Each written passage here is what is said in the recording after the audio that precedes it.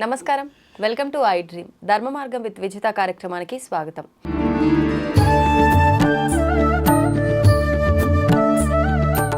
ప్రస్తుతం మనతో పాటు ఉన్నారు ప్రముఖ జ్యోతిష్య పండితులు బ్రహ్మశ్రీ నాజన్ నంబూద్రి గారు. ఇప్పుడు వారితో మాట్లాడి అయ్యప్ప స్వాముల దీక్షల గురించి, ప్రత్యేకించి కార్తీక మాసం మొదలైన తర్వాత ఎక్కువగా మాలలు వేస్తూ ఉండడం అయితే మనం చూస్తూ ఉంటాము.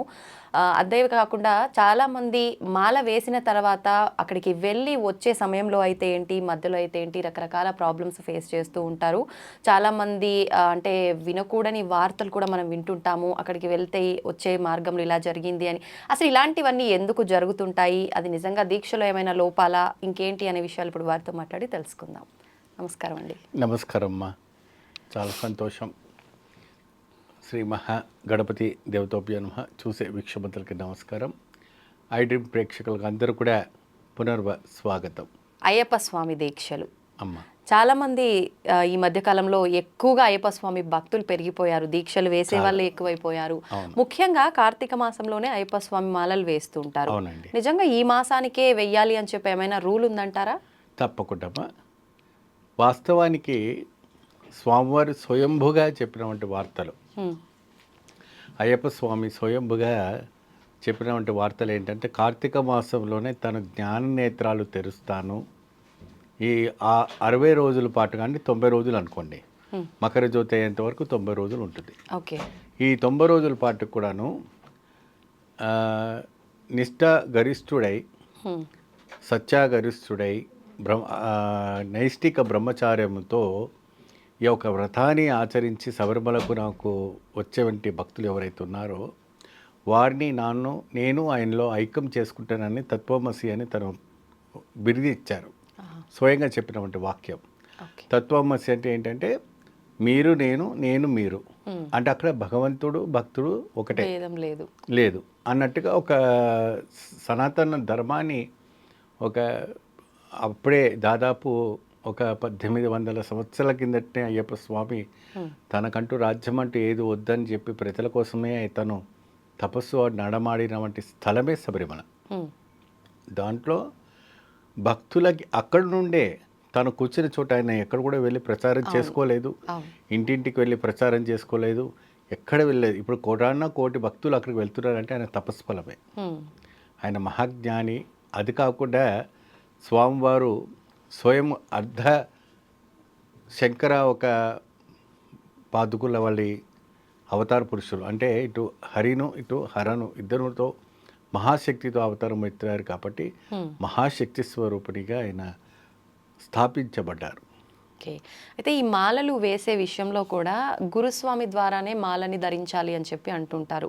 అయితే గురుస్వామి అనే ఒక పదవి వాళ్ళకి ఎలా వస్తుంది? అసలు గురుస్వామి అంటే ఎవరు? చాలా చక్కని ప్రశ్న వేస్తారమ్మా.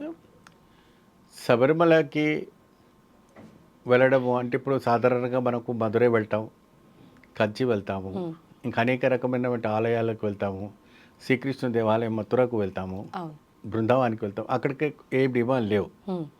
అక్కడ ఎటువంటి ఒక గురువులు కానీ మరి పూజలు కానీ అలాంటివి ఏమి ఉండవు. అక్కడికి డైరెక్ట్గా వెళ్ళిపోయి మనం అర్చన పూజ అని చేసుకోవచ్చు. కానీ కొన్ని ఆలయాలకు మాత్రమే కొన్ని నియమాలు నిష్ఠాలు ఉన్నాయి. ఇక్కడ శబరిమలకి అయ్యప్పకు గురుస్వామిదా ఇక్కడ ఒక ప్రాముఖ్యత. మరి ఇంకోటి ఏంటంటే, సంవత్సరానికి ఒకసారి శబరిమల అయ్యప్ప స్వామి కూడా ఒక గురుస్వామి ఎలక్షన్స్ ఉంటాయి అక్కడ. అక్కడ ప్రధాన గురుస్వామి అయ్యప్ప స్వామి కూడా కార్తీక మాసానికి నుంచి కార్తీక మాసం వరకు ఒక గురుస్వామి అని నిలబెడతారు. సంవత్సరానికి అప్పట్లో ఆ రోజుల్లో మీకు నంబియార్ ఫిల్మ్ యాక్టర్ ఒకటి ఉండేవారు. ఆయన కూడా ప్రధానంగా ఒకసారి గురుస్వామిగా ఉండి స్వామికి సేవ చేసినందుకు దాదాపు ఒక 2 ఎకరాల్లో ఒక విశీరమైన వంటి ఒక శ్రావణాన్ని ఏర్పరిచారు. రేకులు వేసి అంత వేసి బ్రహ్మాండం. ఇప్పుడు కూడా నంబియార్ షెడ్ అని చెప్తారు. ఇప్పుడు భక్తులు కొన్ని కోట్ల భక్తులు ఉండేది ఎందుకంటే ఆ నంబియార్ షెడ్లోనే. అయితే ఇక్కడ ప్రధానం ఏంటంటే గురుస్వాములు. ఆ గురుస్వామిని నమ్ముకొని మాల వేసుకోవాలి. ఏమండి, ఆ గురుస్వామి ద్వారా కొన్ని విపంతులు ఎదురవుతున్నాయి అనేసి మనకు కొన్ని మెసేజ్ ద్వారా రావటం, వాళ్ళు చాలా సఫర్ అవుతున్నారని, అది కమర్షియల్గా మార్చేశారని, మీరు ఇన్ని లక్షలు పెట్టుకొని నా దగ్గర వస్తేనే ఈ ఒక యాత్ర చేయిస్తాము, ఇన్ని లక్షలు ఇది పెడితేనే ఇది అవుతుంది, మీరు ఇన్ని రకమైనటువంటి పూజ చేసుకుంటేనే మా దగ్గర రావాలి, లేదంటే మా దగ్గర రాకూడదు, అనేక రకమైనటువంటి విధానాల ద్వారా కావచ్చు, విభేదాల ద్వారా వాళ్ళు ఇబ్బంది పడుతున్నారు. అయితే ఈ మధ్య కాలంలోనే కొన్ని పూజలు మనని సంపాదించే స్వామివారు మరి ఇలాంటి పరిస్థితి ఉంటే మేమేం చేయాలంటే అయ్యప్ప స్వామికి ఇన్ని లక్షలు పెట్టుకొని శబరిమల యాత్ర చేయాలని ఇక్కడ ఎవరు చెప్పలేదు. మీరు అప్పు చేసి కూడా శబరిమలకు వెళ్ళకూడదు అని చెప్పలేదు.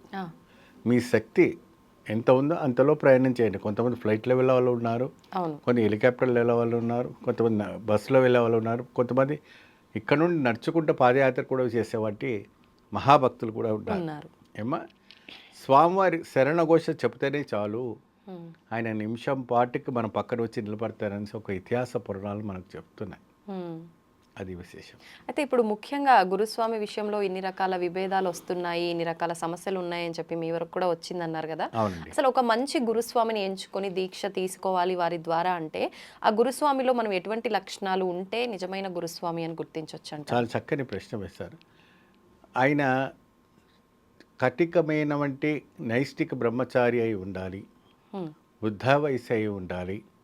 వృద్ధుడై ఉంటే శబరిమలకు దాదాపు ఒక 30 సంవత్సరాలు, ఒక 25 సంవత్సరాలు, ఓ 50 సంవత్సరాలు వెళ్ళొచ్చినటువంటి గురుస్వామి ఉంటే, మాలతోనే వెళ్ళొచ్చినటువంటి గురుస్వామి ఉంటే ఆ శబరిమల ఒక అవగాహన అనేది ఆయనకు తెలుస్తుంటుంది. మీరు 2 సార్లు 3 సార్లు 5 సార్లు 10 సార్లు పోయి వచ్చినటువంటి స్వామివారి దగ్గర మాల వేసుకొని వాళ్ళకు తెలిసి తెలియని ఏమంటే అవగాహన లేని ఒక విషయాలంతా కూడా వాళ్ళకు బోధ చేస్తే వాళ్ళు నెక్స్ట్ జనరేషన్లో కూడా అదే బోధన చేస్తారు. కానీ ఒక 5 సార్లు అయిపోగానే గురుస్వామి అనే పేరుతో ఇప్పుడు మాలలు వేయటం కూడా జరుగుతుంది. అది వేయకూడదు. అట్లాగా వేసుకుంటే మీరు అయ్యప్ప స్వామి ఆలయంలోనే ఆ మాలధారణ వేసుకోవాలి. వేసుకుంటేనే మీరు ఒక తల్లి దగ్గర వేసుకోండి.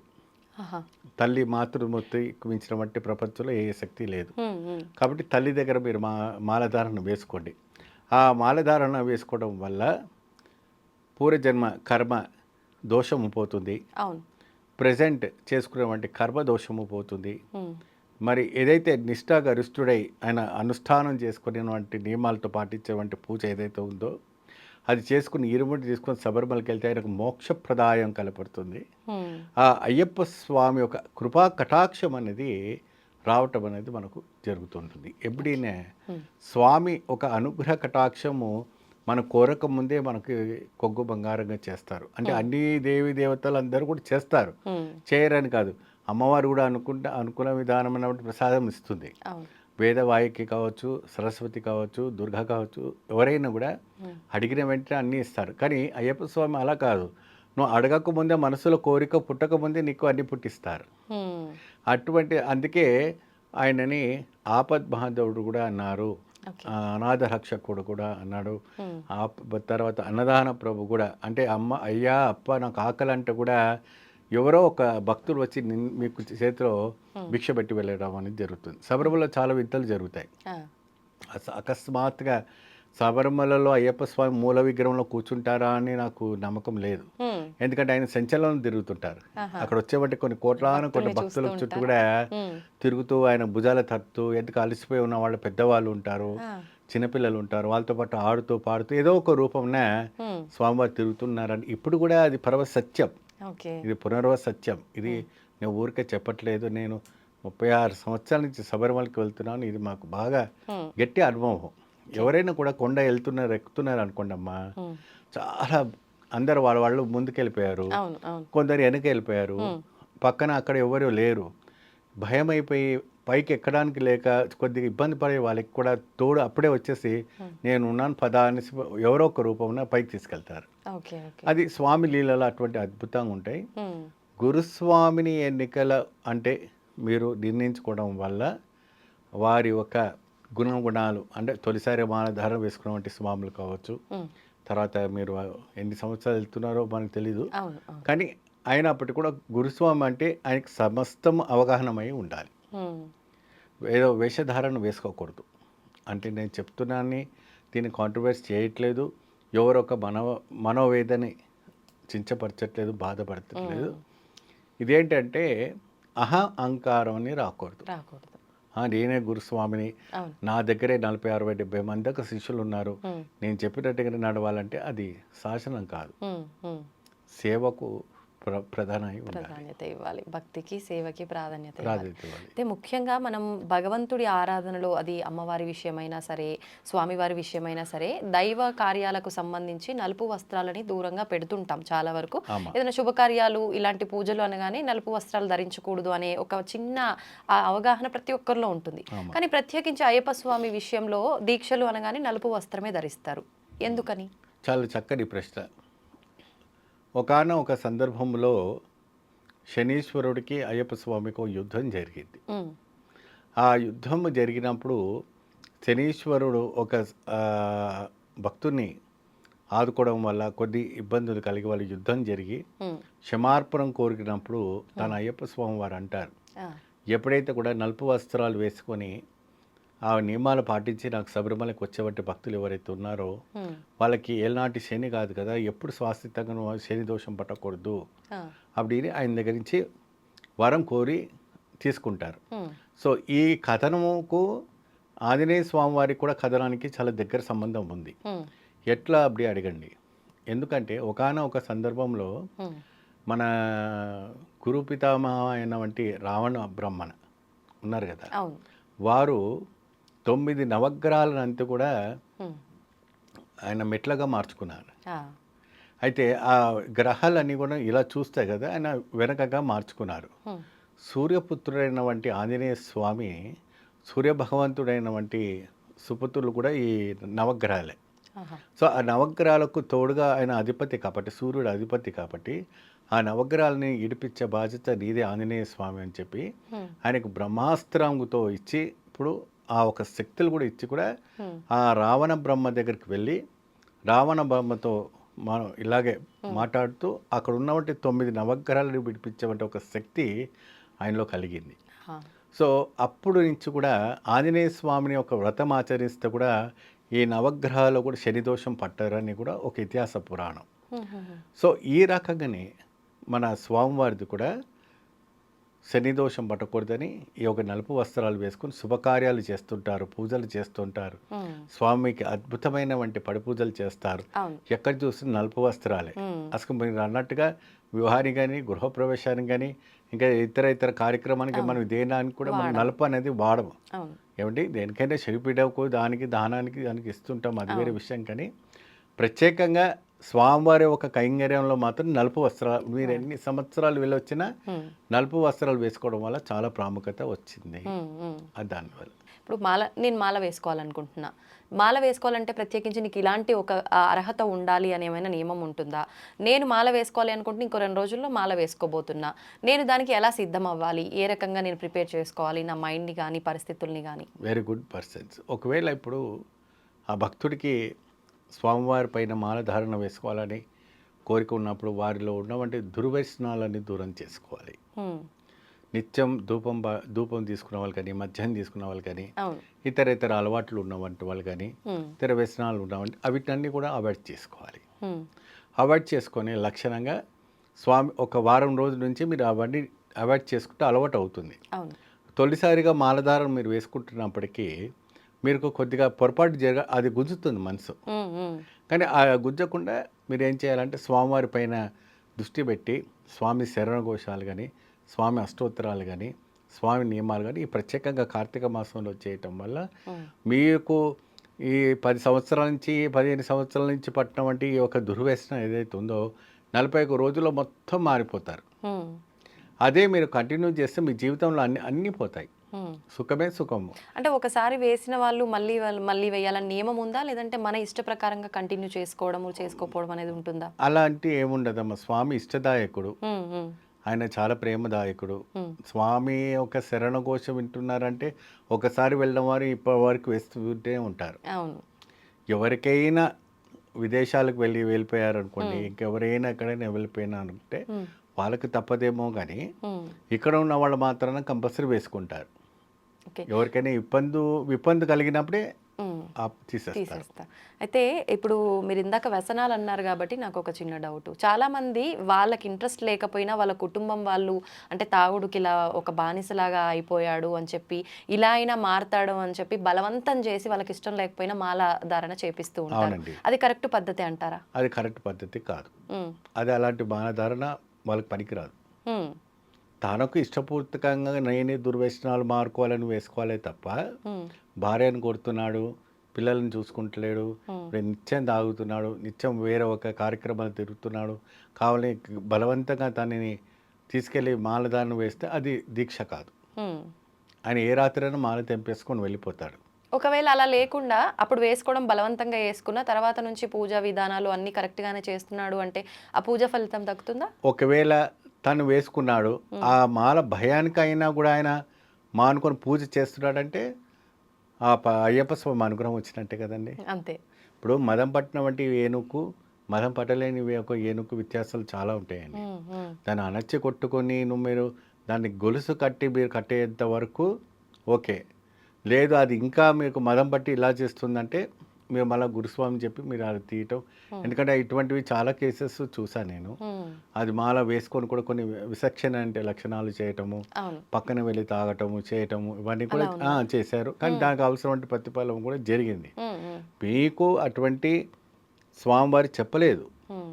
మీరు ఇంత దుర్వ్యసనాలు పెట్టుకొని మానుకోలేకే పరిస్థితుల్లో మాల వేసుకొని మళ్ళీ పక్కకు వెళ్ళి ఇలాంటి పని చేస్తే మాత్రాన హ్మ్. దానికి తప్పదు. కొన్ని వీడియోస్ కొన్ని ఎన్నో అవును. క్లూస్ కూడా వచ్చాయి హ్మ్. మనకి. హ్మ్. అది చాలా తప్పు అది. ఓకే. అయితే ఇప్పుడు చాలామంది మాల వేసుకోగానే వెంటనే ఒక సెపరేట్‌గా ఒక రూమ్ పెట్టుకొని స్వాములంతా కలిసి ఒక దగ్గర ఉండటము. ఈ పద్ధతి ఈ మధ్య కాలంలో ఎక్కువగా చూస్తున్నాం. అవునండి. ఇంతకుముందు కాలంలో అయితే ఎవరింట్లో వాళ్ళే ఉండేవారు. హ్మ్. స్త్రీలకు ఏదైనా ఆటంకం వచ్చినప్పుడు వాళ్ళే వేరే వాళ్ళ ఇంటికెళ్ళి ఉండటము. ఆ 3 రోజులు, అవును. 4 రోజులు అలా చేసేవారు. అవును. ఇప్పుడు మనది కాని ఇంట్లో మనం చేస్తున్న పూజల ఫలితం అనేది మనకుంటుందంటారా? అంటే ఇది కూడా చాలా మటుకు ప్రశ్న వేశారు. హ్మ్. ఎక్కడో ఆరుబయట మనం ఉండడం, ఎక్కడో ఆరుబయట గుడిలో ఉండటము. అవును. మనం మన ఇంటి కోసం మన వ్రతం చేసుకునేటప్పటికి మనకి ఫలితం ఉంటదా? ఉండదా? అనేసి కూడా చాలామంది ప్రశ్న వేశారు. హ్మ్. కానీ ఇక్కడ స్త్రీలు అడ్డకం వస్తారు, హ్మ్. పిల్లలు అడ్డంగా వస్తారు. వయసు పిల్లలకి మన మాల ఎదురు చూపకూడదు அப்படின்னு అంటుంటారు. హ్మ్. కొందరికి అలా కలిసి వస్తే ఓకే. కలిసి రాకపోతే చాలా కష్టం అవుతుంది. హ్మ్. ఇప్పుడు అలాంటి ఒక మధ్య తరగతి కుటుంబం ఉందనుకోండి. అవును. బయటికి వెళ్ళి కూడా ప్రత్యేకమైనటువంటి స్థలం పెట్టుకోలేని పరిస్థితి ఉన్న ఒక రూమ్‌లో కూడా హ్మ్. అయ్యప్ప వ్రతము ఒక పక్కన భార్యా పిల్లలతో కూడా ఉండవచ్చు. హ్మ్. దానికి అయ్యప్ప తప్పులేదు. కోపడడు, దానికి శాపించడు, శపించడు, హ్మ్. ఎటువంటి ఇబ్బంది కలిగనించేవాడు. అసలు శాస్త్ర ప్రకారంగా ఉన్నది ఇదేనా? ఇదేనండి. కుటుంబంతో ఉండి చేసేది. కుటుంబంతో పాటే చెయ్యాలి. ఓకే. వారు దూరం అయిపోయి ఉన్నారనుకుంటే వాళ్ళ అమ్మగారి ఇంటికి వెళ్తారు. లేదా వారికి అక్కడ ఈ ఊరు నుంచి వేరే ఊరికి వెళ్ళాలి కష్టంగా ఉందంటే ఒక పరద వేయండి. ఓకే. ఒక పరద వేస్తే ఈ స్వామి ఇక్కడ ఉంటారు, ఈ స్వామి ఇక్కడ ఉంటారు కాబట్టి అలా మీకు ఉండొచ్చా? ఉండొచ్చు. ఇబ్బంది ఓకే. ఏం లేదు. హ్మ్. ఎలాంటి ఇబ్బంది లేదు. హ్మ్. ఆయన కూడా ఒక దేవుడే. హ్మ్. కాపోతే అనుష్ఠానం ప్రకారంగా చేయాలి. ఇది విచ్చలవిడిగా మాత్రం దీని ఆసరా తీసుకొని నన్ను విచ్చలవిడి చేస్తే హ్మ్. హ్మ్. దాని ఒక ఫలితం అనేది తెలుసు వాళ్ళకు. ఏది మంచి, ఏది చెడో చూసుకొని ముందుకెళ్ళాలి ఆ ముందుకెళ్ళాలి. సమయంలో. ఓకే. అయితే అసలు మాల వేసుకునే ఆ రోజులు ఎన్ని? మామూలుగా 41 రోజులు అని అంటుంటారు. కొంతమంది ఇంకా ఎక్కువగా వేసుకుంటారు. కొంతమంది అంటే ఏదైనా ఫర్ ఎగ్జాంపుల్ ఏదైనా ఉంది దీనికోసం ఆగిపోవాల్సొచ్చింది. తర్వాత వెళ్తామని చెప్పి కొంచెం డిలే చేస్తుంటారు. ఇలా కాకుండా అసలు దీక్షా సమయం అనేది ఎన్ని రోజులు? వాస్తవానికి మండల కాలం అనేది ఒక దీక్ష అండి. హ్మ్. 41 రోజు పాటు కూడా నియమాలు పాటించి ఇరుముడి తీసుకొని శబరిమలకి వెళ్ళాలి. హ్మ్. ఇది ఆచారం. అక్కడ బంగారు మెట్లు ఉంటాయి. హ్మ్. ఇక ఇది ఒక సాధు జీవనం. ఈ సాధు జీవనం ఎప్పుడైనా మన అనుష్ఠానం అంతా కూడాను ఏకభుక్తంతో జీవిస్తూ ఉంటాం. హ్మ్. సాధు జీవనం అంటే గోర్లు పెంచుకోవడము, హ్మ్. గడ్డం పెంచుకోవడము, నెత్తికి నూనె పెట్టుకోకపోవడము, సబ్బు పెట్టుకోకపోవడము, హ్మ్. కటికమైన వంటి నేలపైన పడుకోవడము, ఏవండి కటికమైన వంటి ఒక వ్రత నియమాలు పాటించటము, ఓకే. కొద్దిగా ఎక్కువ శాతము ఫోన్స్, మొబైల్స్, టీవీస్ ఇవన్నీ కూడా చూడకూడదు. ఆహా! మైండ్ డైవర్ట్ కాకూడదు. ఓకే. అవన్నీ కూడా కొద్దిగా అవాయిడ్ చేసుకుంటూ ఉంటే చాలా మంచిది. హ్మ్. హ్మ్. ఏవండి ప్రత్యేకంగా ఇది చేయటం వల్ల ఏమవుతుందంటే వారికి అనుష్ఠానమైన భక్తి అనే పైన స్వామివారి పైన మోక్షం కలుగుతుంది. హ్మ్. ఎప్పుడైతే కూడా వాళ్ళు శబరిమలకి వెళ్తున్నప్పుడు ఇంద్రియ నిగ్రహం అనేది సక్రమంగా ఉంటే ఆ హిమ ఒక దాదాపు సముద్రపు చదుపు అదుపులో ఒక 3500 అడుగు ఎత్తున ఉన్నవంటి కానీ 5500 ఎత్తు ఉన్నవంటి పర్వతాలు కూడా ఎక్కాలన్నా కూడా వాళ్ళకి నిశ్వాస అంతా కూడా గట్టిగా ఉండాలి, అదుపులో చేసుకునే అదుపులో శక్తి శక్తి రావాలి. ఉండాలి. ఆ శక్తి ఈ ప్రక్రియ ఇదేంటంటే ఒక ఆర్మీ సిస్టమ్ లాగా చేస్తారు స్వామి. ఉదయాన్నే సూర్య ఉదయించక ముందు తలస్నానం చేసి భక్తి శ్రద్ధతో నలవస్త్రాలు ధరించుకొని గంధం బొట్టు ధరించుకొని స్వామి చక్కని శరణ గోసలు చెప్పాలి. 6 బావుకంతా కూడాను ఒక ఆలయానికి ప్రవేశించాలి. అక్కడికి వెళ్ళి ఆలయ ప్రదక్షిణ 11-20 ప్రదక్షిణ చేసుకున్నాక నిత్య కార్యక్రమానికి వెళ్ళిపోవచ్చు. అంటే మీ ఉద్యోగాలు కానీ, ఆఫీస్ కానీ, స్కూల్స్ కానీ, హాస్టల్స్ కానీ మీరు ఏమేమి చేస్తుంటారో వాళ్ళ వృత్తికి వాళ్ళు వేసుకుంటే చాలా ఇబ్బంది లేకుండా ఉంటుంది. ప్రదోషకాలం సాయంత్రం 5:30 తర్వాతనే మీరు సంధ్యా స్నానం అంటారు. సంధ్యా స్నానాలన్నీ కూడా చేసుకొని చక్కగా సేమ్ యథావిధిగానే ఉదయం వేసినటువంటి వస్త్రాలు వదిలిపెట్టి పిండి ఆరివేసిన తర్వాత మన కొత్త వస్త్రాలు అది ఏదైతే ఉన్న ఆ వస్త్రాలు ధరించుకొని స్వామి ఇవి నామాలు పట్టుకోండి. మీకు ఆ మధ్యకాలంలో ఎటువంటి అయినా కూడా పూజలు కానీ పడి పూజ భజనలు కానీ ఏమైనా ఉంటే మీరు వెళ్ళి సేవా కార్యక్రమాలు చేస్తూ ముందుకెళ్ళండి. అక్కడ వెళ్ళి పూలు గుచ్చటము, అయ్యప్ప స్వామికి సేవ చేయటము, అన్నదానం చేస్తే అన్నదానంలో సేవ చేయటము, ఇటువంటి కార్యక్రమాలు చేస్తే ఆ స్వామి సులభంగా మీ యొక్క వ్రత నియమాలన్నీ కూడా సూపర్గా అవుతుంది. అయితే మీరు అన్నారు ఇప్పుడు 41 రోజులు దీక్ష ఖచ్చితంగా అన్ని రోజులు ఉండాలి అని చెప్పి, కానీ చాలామంది ఒక్కటే రోజు అక్కడికి వెళ్ళిన తర్వాత కింద మాల ధరించుకొని తర్వాత పైకి వెళ్ళి అది అక్కడికి విరమణ చేస్తూ ఉంటారు. ఒకరోజు దీక్ష, ఇది నిజంగా ఉందా అలా దీక్ష అనేది? అంటే అది దీక్ష అని మనం చెప్పలేము, ఎందుకంటే అది దీక్ష కాదు. పంబలోనే మాల వేసుకుంటారు, పంబలోనే ఇరుముడి కట్టుకుంటారు, వాళ్ళని సెలబ్రిటీ అంటారు, విఐపీలు అంటారు, వాళ్ళకి సమయం ఉండదు అంటారు. కానీ అయ్యప్ప ఎప్పుడు కూడా నాకు ఒకటే రోజు మాల వేసుకొని దీక్ష వేసుకొని రామని ఎప్పుడు ఆయన చెప్పలేదు. కానీ అక్కడ పంబలో జరుగుతుంది. ఈ వాస్తవానికి ఇవంతా కూడా కేరళలో ఇవన్నీ కూడా కొద్దిగా నిషేధించాలి. భగవంతుని దగ్గర ప్రతి వారు కూడా సమానం ఉండే, ప్రతి వారు కూడా 18 అంబడే ఎక్కాలి, ప్రతి భక్తుడు కూడా ఎక్కాలి.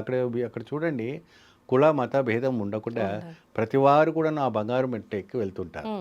సో అటువంటి అక్కడ పంబాలో ప్రత్యేకంగా మీరు మాల వేసుకొని అక్కడే ఇరుముడి కట్టుకొని నాకు టైం లేదు ఇమీడియట్లీ అదే మార్నింగ్ ఫ్లైట్కి వచ్చి ఈవినింగ్ ఫ్లైట్కి వెళ్ళిపోయిన వాళ్ళు చాలామంది ఉన్నారు. కానీ అది చేయటం వల్ల ఏం ఫలితం లభిస్తుంది? నువ్వు స్వామిని చూస్తావు, అది వేరే విషయం, అభిషేకం చేస్తావు, అది వేరే విషయం. కానీ వ్రత నియమాలు నిష్ఠాలు తెలియాలి కదా, అది తెలియదు, ఆ రకంగా ఉంటాయి. కానీ అలా చేయకూడదు, అది నిషేధించకూడదు. అయితే భగవంతుడి విషయంలో భేదాలు లేవు, పేద ధనిక ఇలాంటిది అని చెప్పి ఇప్పుడు మీరు అన్నారు, అది వాస్తవం. కానీ ఆడ మగ భేదం ఉందా? భగవంతుని పూజించడానికి భేదమే లేనప్పుడు ఆడవారికి పరిమితి లేదు అయ్యప్ప స్వామి విషయంలో అని చెప్పి ఒక ఏజ్ పరిమితి కూడా పెట్టారు. 10 సంవత్సరాల లోపు, 40 సంవత్సరాలు, 50 సంవత్సరాలు పైబడిన వాళ్ళు మాత్రమే అని. ఈ నియమం ఎందుకు వచ్చింది? ఇది ఎందుకు అప్పుడే స్వామివారు మలనే ఒక స్త్రీల పేరు మీదనే ఉంది శబరిమల. ఒక గిరిజన దేవత సతయుగము, త్రేతాయుగము, ద్వాపర యుగము, కలియుగం 4 యుగం పాటు కూడా తపస్సు ఆచరించింది శబరి. ఆ శబరి ఒక గిరిజన దేవత, కేరళలోనే అనుష్ఠానమైనటువంటి తపస్సు ఫలించింది ఆవిడ పేరు, మహిళల పేరు మీదనే ఆయన శబరిమల నిర్మించుకున్నారు. అయ్యప్ప మల అని ఇప్పటివరకు ఎవరు చెప్పిందిలే, శబరిమల అని అంటారు, స్త్రీ పేరే.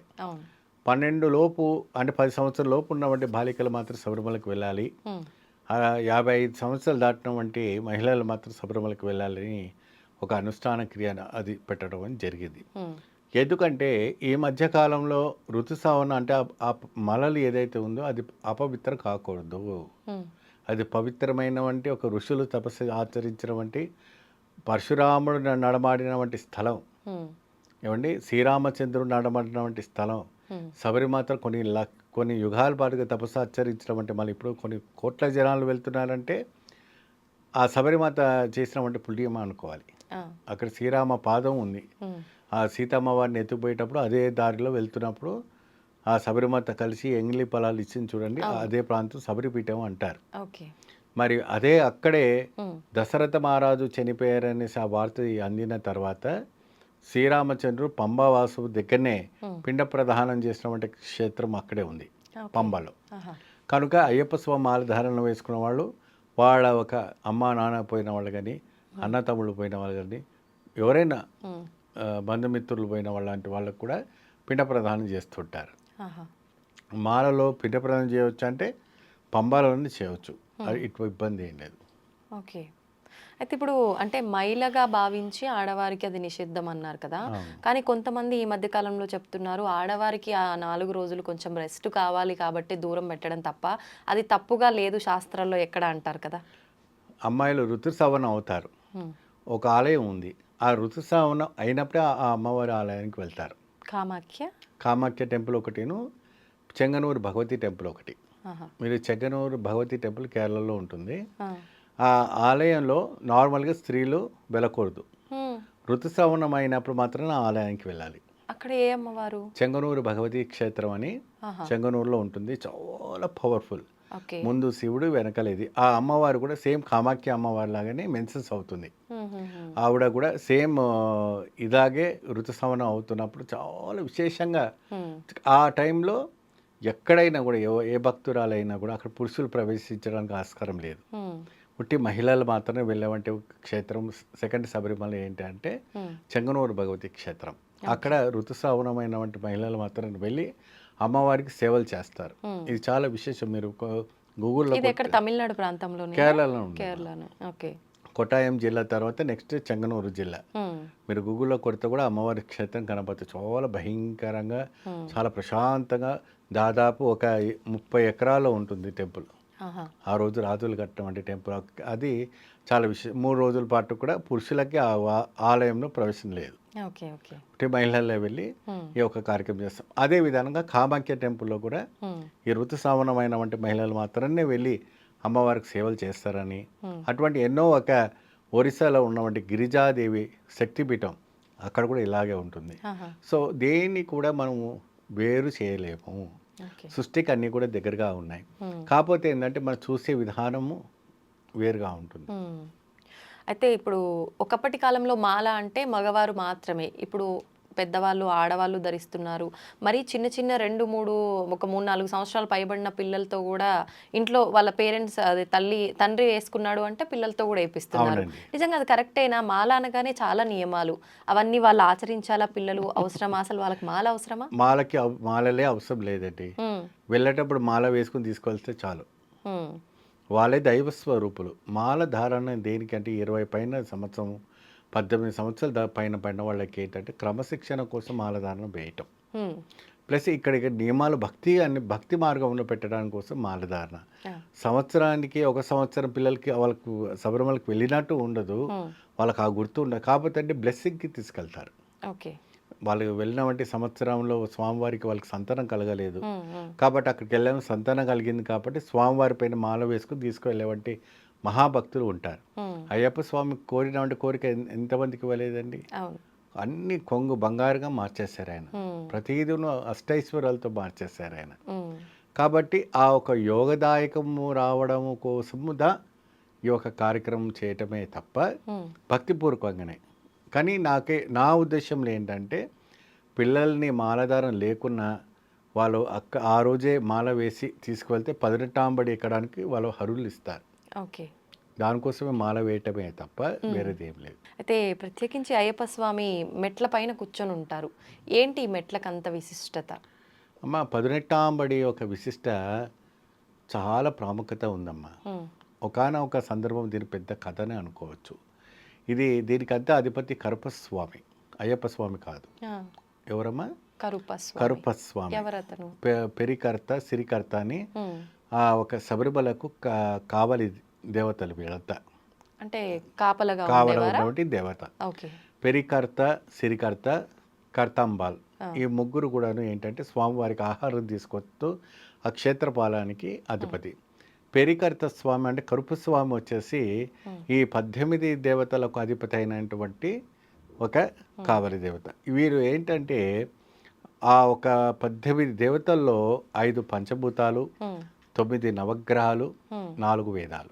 అంతా దేవతా స్వరూపాలే. దేవతా స్వరూపాలు. ఓకే. దానిపైన అనుష్ఠానంగా చేసుకొని అమర్చుకొని కూర్చొని ఉంటారు. హ్మ్. సో ఎప్పుడైతే కూడా భక్తులు ఆ ఒక శిరస్సుని అంటే వాళ్ళ శిరస్సు పైన వీళ్ళ పాదాలు పెట్టినప్పుడు ఈయన ఈక్వల్ టు అయ్యప్ప అయి ఉండాలి. ఆ! అయ్యప్ప బాలధారణ వేసుకున్నటువంటి అవును. భక్తుడు సరి సమానమైనటువంటి ఒక భక్తుడై ఉండాలి. ఇందాక చెప్పాను మీకు. అవును. అవును. అయ్యప్ప స్వామి తత్వమసిలో ఒక భేదం ఉండదు. ఆయన కూడా స్వామిగానే. స్వామిగా అందుకే ఆయనని అంత భావనతో, హ్మ్. అంత నిష్ఠాగరిష్ఠుడై, అంత అంటే అబద్ధాలు మాట్లాడకూడదు. హ్మ్. చీటిమాటి ఫోన్ దగ్గర ఉంది కదండి, ఇక్కడ ఉన్నా అక్కడ ఉన్నా అనేసి ప్రతిదిన మాట్లాడకూడదు. ఆ! జీవితంలో మార్చడానికే, అంటే జీవితంలో తప్పులు మారడానికి కోసం ఈ వ్రతాలు. ఓకే. జీవితంలో మనం తప్పులు చేస్తున్నాం, చేయకూడదు అని చెప్పి ఈ వ్రతాలు చేసి స్వామి సన్నిధికి చేరుతాం. హ్మ్. మనం అదే తప్పు చేసి మళ్ళీ అక్కడికి వెళ్తే ఫలితం ఏముంటుంది? అవును. ఉండదు. కాబట్టి ఇంత పవిత్రమైన వంటి 18వ బడిలో హ్మ్. పరశురాముడే స్వయంగా ప్రతిష్ఠించిన వంటి క్షేత్రం కాబట్టి ఆ ఒక చాలా ప్రాముఖ్యత అంటే శాలిగ్రామంతో తయారు చేసిన వంటి పత్రాలు అవి. ఆహా! ఆ రాళ్ళు కూడా అమర్చిన వంటి అంతా కూడా అంటే సాధారణ వంటి రాళ్ళు కాదు. హ్మ్.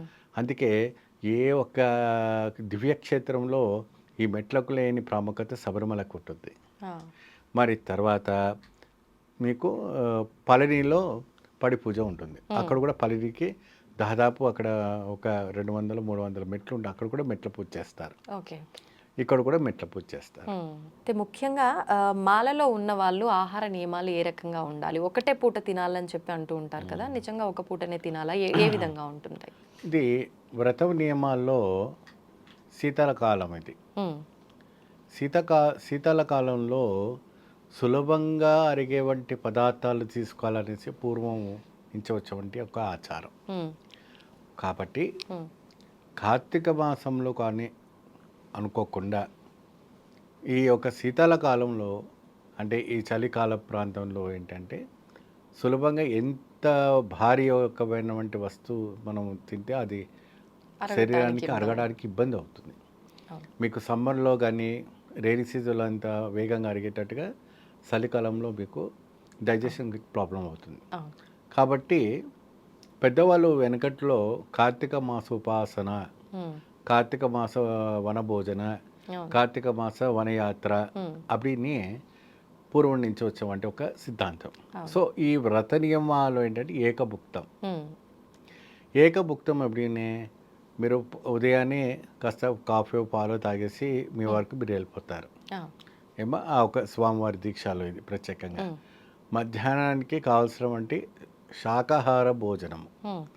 బంగాళదుంపలు ఉండవు ఇక్కడ. ఈ పూజలో అయ్యప్ప స్వామి పూజలు ఏంటంటే బంగాళదుంపలు కానీ, గడ్డలు కానీ, అంటే చామగడ్డలు కానీ, దుంప కూరలు ఉండకూడదు. దుంపకూరలు భూమికి పండించిన లోపల పండించినవంటి, భూమి పైన పండించినవంటి తినవచ్చు. హ్మ్. హ్మ్. భూగర్భం లోపల పండించినటువంటి వస్తువులు ఏది కూడా ఎందుకని? తినకూడదు. అది నిషేధం. ఓకే. అంటే అది డైజెషన్ కాదనో, హ్మ్. లేకపోతే ఇంకా ఇతర ఏదైనా కారణాల వల్ల ఇంద్రియానికి ఇబ్బంది అవుతుందని చెప్పేసి వేడికి సంబంధించినవంటి కాబట్టి, హ్మ్. ఫ్యాట్కి సంబంధించింది కాబట్టి దాన్ని నిషేధించారు ఓకే. ఈ వ్రతానికి. హ్మ్. అందుకే మీరు చూడండి ఎప్పుడు కూడాను ఇవి పదార్థాలు ఏది కూడా అయ్యప్ప స్వామి పూజలు మీకు కనపడవు. అల్లం వెల్లుల్లి గూడా ఉపయోగించరు కదా! అల్లం తినొచ్చు. తినొచ్చా? హ్మ్. ఎల్లిపాయలు, వెల్లిపాయలు. ఉల్లిపాయలు తినకూడదు. ఓకే. ఏమండి, గరం మసాలా లాంటివి హ్మ్. పెద్దవి ఉంటాయి కదండి, రాజ్మా అది స్పైసెస్ స్పైసెస్ కూడా ఐటమ్స్ ఎటువంటి కూడా హ్మ్. లవంగాలు కానీ, పట్టాలు కానీ, మరి ఇతర సాజీరాలు కానీ, ఇంక ఇతర సుగంధ సుగంధ ద్రవ్యాలన్నీ కూడా. ద్రవ్యాలు, మన జాజాకు ఇవన్నీ కూడా వేస్తారు. అవన్నీ కూడా ఈ పదార్థాలకు వేయకూడదు. ఓకే. ఇవన్నీ వేయటం వల్ల ఏమవుతుందంటే ఆ, మదమాశ్చర్యాలు బాగా పెరిగిపోతుంది, హ్మ్. క్రోధం బాగా పెరుగుతుంది. ఎప్పుడు కూడాను చప్పడి హ్మ్. అప్పుడు అంటే పప్పు కూరలు, ఆకుకూరలు, ఏమండి అటువంటి పదార్థాలు మాత్రం రాత్రికి అల్పాహారం. ఆ! అల్పాహారం అంటే దాదాపు 25 ఇడ్లీ కాదండి. ఈ మధ్యకాలంలో 25, 30 ఇడ్లీలు తినేస్తే అది అల్పాహారం సరిపోవట్లేదు. కన్యాస్వాములు అని చెప్పి వాళ్ళని బలవంతంగా 20, 30 ఇడ్లీలు పెట్టి వాళ్ళని తినిపించేదాకా ప్రాణం మీద కూర్చోబెట్టి మళ్ళీ రేపు తినిపిస్తున్నారు. మధ్యాహ్నం దాకా తినరు కదా! తిన్నారు కాబట్టి ఆ ఒక ఎఫెక్ట్ అవుతే చాలా తప్పది. హ్మ్. మినిమం ఒక 3, ఒక 5 తినేస్తే సరిపోతుంది. లిమిటెడ్ ఉండాలి. హ్మ్. ఎందుకంటే ఉదయం 4కి లేచే లోపలికి మీ యొక్క శరీరంలో ఆహారం అనేది జీర్ణమైపోయి ఉండాలి. హ్మ్. మీ యొక్క శ్వాస నిశ్వాస అనేది సక్రమంగా ఉండాలి. ఓకే.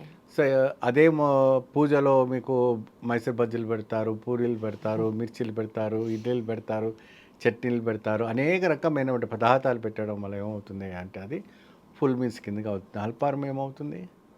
కాబట్టి అల్పాహారానికి మాత్రానికి మనము సహకరిస్తే ఆ ఒక వ్రత నియమాలు మీకు ఇబ్బంది కలగకుండా ఉంటుంది. వాళ్ళని ప్రయాస పెట్టకూడదు. పూజకు పిలిచి ఒక ఇబ్బంది పెట్టకుండా ఉన్నటువంటి భోజనాలు పెట్టి పంపించి అంటే సాధు జీవనం. ఓకే.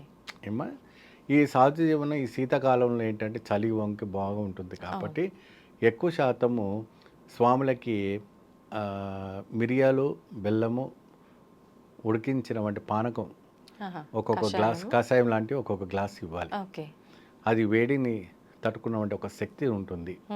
వాళ్ళకు ఒక జీర్ణ శక్తి కలుగుతుంది. ఏమండి మధ్య మధ్యలో జీలకర్ర, బెల్లం వేసిన వంటి కూడా కొంతమంది తాగిస్తారు. అంటే ఇక్కడ మిరియాలు, బెల్లము వేడికి బ్యాలెన్స్కి ఇవి రెండు కూడా భజనలు కానీ పూజలు కానీ ఇస్తుండాలి. టీలు కానీ కాఫీలు కానీ పాలు కానీ అలాంటివి ఇవ్వకూడదు. ఎందుకు అంటే పాలు తాగితే మత్తు వస్తుంది, నిద్ర. మన టీ కాఫీ తాగారనుకోండి ఆహారానికి మీకు ఇబ్బంది కలుగుతుంది. ఎందుకంటే అల్పాహారం నైట్లో భజనలో టీ కాఫీ తాగారంటే మీకు ఆ ఒక ఆకలి అన్ని చనిపోతుంది. కాబట్టి అలాంటివి ఇవ్వకుండా ఈ యొక్క పదార్థాలు మిశ్రమం ఇచ్చారనుకోండి చక్కటి అద్భుతమైన వంటి వాళ్ళకి ఆరోగ్యం సహకరిస్తుంది. మీరు పెట్టే పదార్థం కూడా వాళ్ళకు జీర్ణం అవుతుంది. ఉదయాన్నే వెళ్ళిన తర్వాత కూడా పలానా విజిత మేడం వాళ్ళ ఇంట్లో మాకు పడిపూజ చేశారు, వాళ్ళ ఇంట్లో మాకు ఈ రకమైన పదార్థాలు పెట్టారు, ఇంత అద్భుతంగా ఉంది అనేసి చెప్పుకోవడానికి ఒక ఇదిగా ఉంటుంది. ఓకే. అయితే ఈ ఆహార నియమాలు దీక్షలో ఉన్నవారే పాటిస్తే సరిపోతుందా, కుటుంబ సభ్యులంతా కూడా పాటించాలంటారా? ఎవరైనా పాటించండి అండి. ఇప్పుడు శీతాకాలంలో ఎవరైనా కూడా చాలా వరకు లైట్ ఫుడ్స్ ఎక్కువ స్వీకరిస్తారు. ఈ ఫుడ్స్ తీసుకోవడం వల్ల ఏమవుతుందంటే మీరు చాలా యవ్వనంగా ఉంటారు, చాలా న్యాచురల్గా ఉంటారు. ఎటువంటి కూడా మీకు సైడ్ ఎఫెక్షన్స్ రాకుండా, ఎటువంటి ఒక జలుబు సర్ది లేకుండా, అనేక రకమైన ఇబ్బంది లేకుండా మీరు బాధపడకుండా బాగుంటారు. సో అందుకే ఈ పూర్వం నుంచి వచ్చేవంటి ఒక ఆచారం ఏంటంటే శీతాకాలంలో ఈ యొక్క ఫుడ్ అంతా కూడా ఒక సిస్టమేటిక్గా పెట్టారు. దానికంటే ఒక నియమాలు, ఈ వ్రతాలు, ఈ పూజలు, ఈ కథలు అన్నీ పెట్టుకోవడం. ప్రత్యేకంగా కార్తీక మాసాల్లో ఎక్కువ శాతము సత్యనారాయణ స్వామి వ్రతాలు కూడా పెడుతుంటారు. ఏనా మరి రేపు కార్తీక పౌర్ణమి వస్తుంది, బ్రహ్మాండమైన వంటి సత్యనారాయణ స్వామి వ్రతాలు పెడుతుంటారు. అప్పుడు కూడా శాకాహార భోజనాలు, అందులో కూడా దుంపలు అలాంటివి కూడా ఏం వాడరు. వెల్లుల్లు, ఎల్లిపాయలు అటువంటి వాడకుండా ఈ యొక్క వ్రతాలు కూడా చేస్తుంటారు. అయితే ముఖ్యంగా మనం ఏ దేవుడికైనా కూడా కొబ్బరికాయ అలా డైరెక్ట్గానే నివేదన చేస్తూ ఉంటాము. కానీ అయ్యప్ప స్వామి విషయానికి వచ్చేసరికి కొబ్బరికాయలో లోపల అంతా తీసేసి దాంట్లో నెయ్యి నింపి మళ్ళీ దాన్ని క్లోజ్ చేసి ఈ రకంగా ఇడుముళ్ళు కట్టుకొని తీసుకెళ్తూ ఉంటారు. ఇదేంటి, దీని విశేషం ఏంటి? ఇక్కడ మనకి జంటముళ్ళు అని పేరు, దాన్ని ఈరుముడి అని తమిళ్లో మలయాళం అంటారు. ఇరు అంటే ఏంటంటే రెండు, ఈరుముడి. ఈరుముడి అంటే వెనక భాగంలో వచ్చేసి మనము అడవి ప్రాంతంలో ఆహారం కావాల్సినటువంటి పదార్థాలను కూడా వెనక భాగాల్లో పెడతాం. ముందు భాగాన మన ఒక స్వామివారికి ఒక ముత్తర తెంగ అంటారు. ముత్తర తెంగ ఏంటి అంటే గుండ్రంగా 3 కన్నులు ఉన్నవంటే కొబ్బరికాయ. ఆ కొబ్బరికాయ ఏంటంటే శుభ్రంగా దాన్ని ఒక పీచంతా తీసి శుభ్రంగా నీట్గా పెట్టేసి బ్రహ్మనేత్రముతో అంటే బ్రహ్మ ఒక ఇది మూడో నేత్రం తీసిస్తే అంటే మనలో ఉన్నవంటి కర్మని బయటికి తీసేస్తాం. కొబ్బరి నీళ్ళు అనేది కర్మ. ఆ కర్మ అనేది నీళ్ళు తీస్తాం. ఆ కొబ్బరికాయ అనేది మన శరీరం. ఆత్మ అనేది ఒక నెయ్యిని అందులో పోస్తాం. పోసి స్వామికి అర్పణ చేస్తాం. నా వ్రతము సంపూర్ణమైపోయింది స్వామి అని చెప్పి అప్పుడు ఆ కొబ్బరికాయలో అంటే ఆ నెయ్యి పోసి ఆ ఒక పైన అంతా కూడా సీల్ చేసి స్వామికి శబరిమలకి తీసుకెళ్తాం. అక్కడ తీసుకువెళ్ళిన తర్వాత అక్కడ పెద్ద మహా అగ్నికుండం ఉంటుంది. నిత్యము ఈ యొక్క 60 రోజుల పాటు కూడా అగ్నికుండం జ్వాలగా వెలుగుతూ ఉంటుంది. అంత చలిలో అంత మంచులో కూడా ఆ అభిషేకం చేసిన వంటి ఒక ముత్తర తెంగ తీసుకెళ్ళిన కొట్టి నెయ్యంతా ఒక పాత్రలో పోసి ఆ శరీరం ఉంది చూడండి, అది అగ్నిగుండంలో వేసేస్తారు. అంటే మీకు అప్పుడు అక్కడ పునర్వ జన్మం వస్తుంది, పునర్వ ఆయువు వస్తుంది అని ఒక ఇతిహాస పురాణాలు మనకు చెప్పటం. ముందు బాగాన స్వామికి కావలసినటువంటి ముత్తర తెంగ, అమ్మ మాలికాపూరితమ్మ కావాల్సినటువంటి గాజులు, పసుపు, కుంకుమ, తర్వాత రవికలు ఇవన్నీ కూడా పెడతారు. తర్వాత భగవంతుడికి కావలసినటువంటి కాజు పప్పు, ముదిరిపప్పు, కలకండు, మిశ్రి, కిస్మిస్ ఏమో ఇటువంటి డ్రై ఫ్రూట్స్ అన్నీ కూడాను స్వామివారికి నివేదనకు కావాల్సినటువంటి ప్రసాదాలను కూడా పెడుతుంటారు. దాంట్లో వీలైనంత వరకు కదిరి ఫలం కూడా పెడతారు. ఆ కదిరి ఫలం బాగా గట్టిగా ఉన్నవంటి పెడితే 2 రోజుల వరకు ఉన్న మెత్తగా అవుతుంది, పాడవకుండా ఉంటుంది. అప్పుడు స్వామివారి సన్నిధానానికి వెళ్ళినప్పుడు వీళ్ళు ఆ కదిరి ఫలాన్ని స్వామివారికి ఆ ప్రసాదం అంతా స్వామివారికి పెట్టి కొన్ని నివేదన స్వామివారికి పెట్టి తిరిగి మనకి ఇస్తారు. అది ఏం చేయాలంటే మన ఇంటికి తీసుకొచ్చినవంటి ఇంకా కొద్దిగా యాడ్ చేసి మన చుట్టుముట్టు ఉన్నవంటి భక్తులకు అందరూ కూడా అది మహాప్రసాదంగా మనం ఇవ్వటం అనేది జరుగుతుంది. ముఖ్యమైన వంటిది స్వామికి ఇష్టమైన వంటిది కలబం. కలబం అంటే చందనం. ఆ చందనం చాలా సుగంధ పరిమళంగా ఉంటుంది. ఆ కలబము భస్మము చాలా ప్రాముఖ్యత. అది కూడా ముందు భాగంలోనే పెడతారు. స్వామివారికి కలబము వేసి ఆ చందనం కూడా వేసి అంటే అష్టాదళ అభిషేకం చేయాలి. మనం అక్కడికి వెళ్ళి అష్టాదళ అభిషేకం చేసి ఆ మిగిలిన వంటి ప్రసాదాలని కూడా మనకు స్వీకరించినప్పుడు అద్భుతమైన వంటి ఫలితం రావటం అనేది జరుగుతుంది. ఓకే. అయితే ఇడుములు కట్టుకున్న తర్వాత చాలామంది డైరెక్ట్గా శబరిమల వెళ్లకుండా క్షేత్ర దర్శనాలన్నీ చేసుకుని ఆఖరణ అక్కడికి వెళ్తూ ఉంటారు. నిజంగా ఇలా అన్ని దర్శనాలు చేసుకున్న తర్వాత వెళ్ళటము, లేదంటే అక్కడ అయిపోయిన తర్వాత మళ్ళీ రిటర్న్లో వచ్చేటప్పుడు మిగతా ఆలయాలన్నీ దర్శించుకొని రావటము, ఇలాంటి ఒక ఆచారం ఉందంటారా, లేకపోతే ఎవరికి వారు అలా వెళ్తున్నారా? అమ్మ, ఇప్పుడు మనం ఇరుముడి ఎవరి కోసం కడుతున్నాము? అయ్యప్ప కోసం కదా. ముందు ఆ అయ్యప్పకేదా అది చేరాల. ఓకే. మీ తీర్థయాత్రలని తిరుగు ప్రయాణంలో పెట్టుకోవాలి. ముందు స్వామివారి కోసమే మనం ఇరుముడి కట్టాం కాబట్టి అది ఎవరికి ముందు చేరాలి? ఆయనకి. ఆయన నీకు ఎదురు చూస్తున్నారు. నా కోసం ఇరుముడి కట్టుకొని ఆ భక్తుడు వస్తున్నారు, ఆయన ఎదురు చూస్తున్నప్పుడు నువ్వు ఊరంతా తిరిగి నాకు చివరికి అక్కడ వస్తే అది యాత్ర కాదు. ఫస్ట్ శబరిమలకి వెళ్ళిపోవాలి. ఓకే. శబరిమలకి ఫస్ట్కి వెళ్ళి, ఇది ఇతిహాస పురాణ సత్యం. ఇది ఈ మధ్య కాలంలో తీర్థయాత్రలు మీకు 10 తీర్థయాత్రలు పెడతాము, 100 తీర్థయాత్రలు పెడతాము, వాళ్ళని ఎక్కి దింపి వాంతులు విరోచనాలు ఎన్నో రకమైన ఇబ్బంది పడుతున్నారు. అది యాత్ర కాదు. మీరు శబరిమలకి వెళ్ళండి.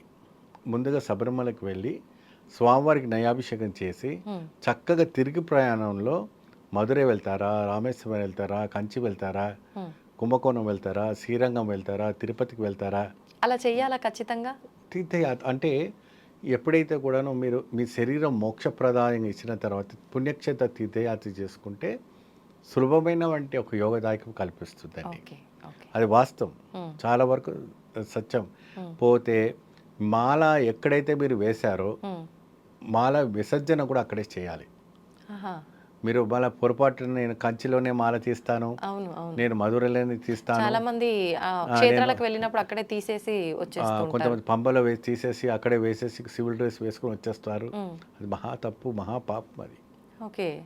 పొరపాటున కూడా అటువంటి తప్పు చేయకని జీవితంలో చేశారంటే దానికి తిరుగులేదు, మహాపాపం. మీరు ఎక్కడ మాల వేశారో అక్కడే మాల విసర్జన చేయండి. మీరు తిరుపతిలో కూడా మాల విసర్జన చేయకూడదు.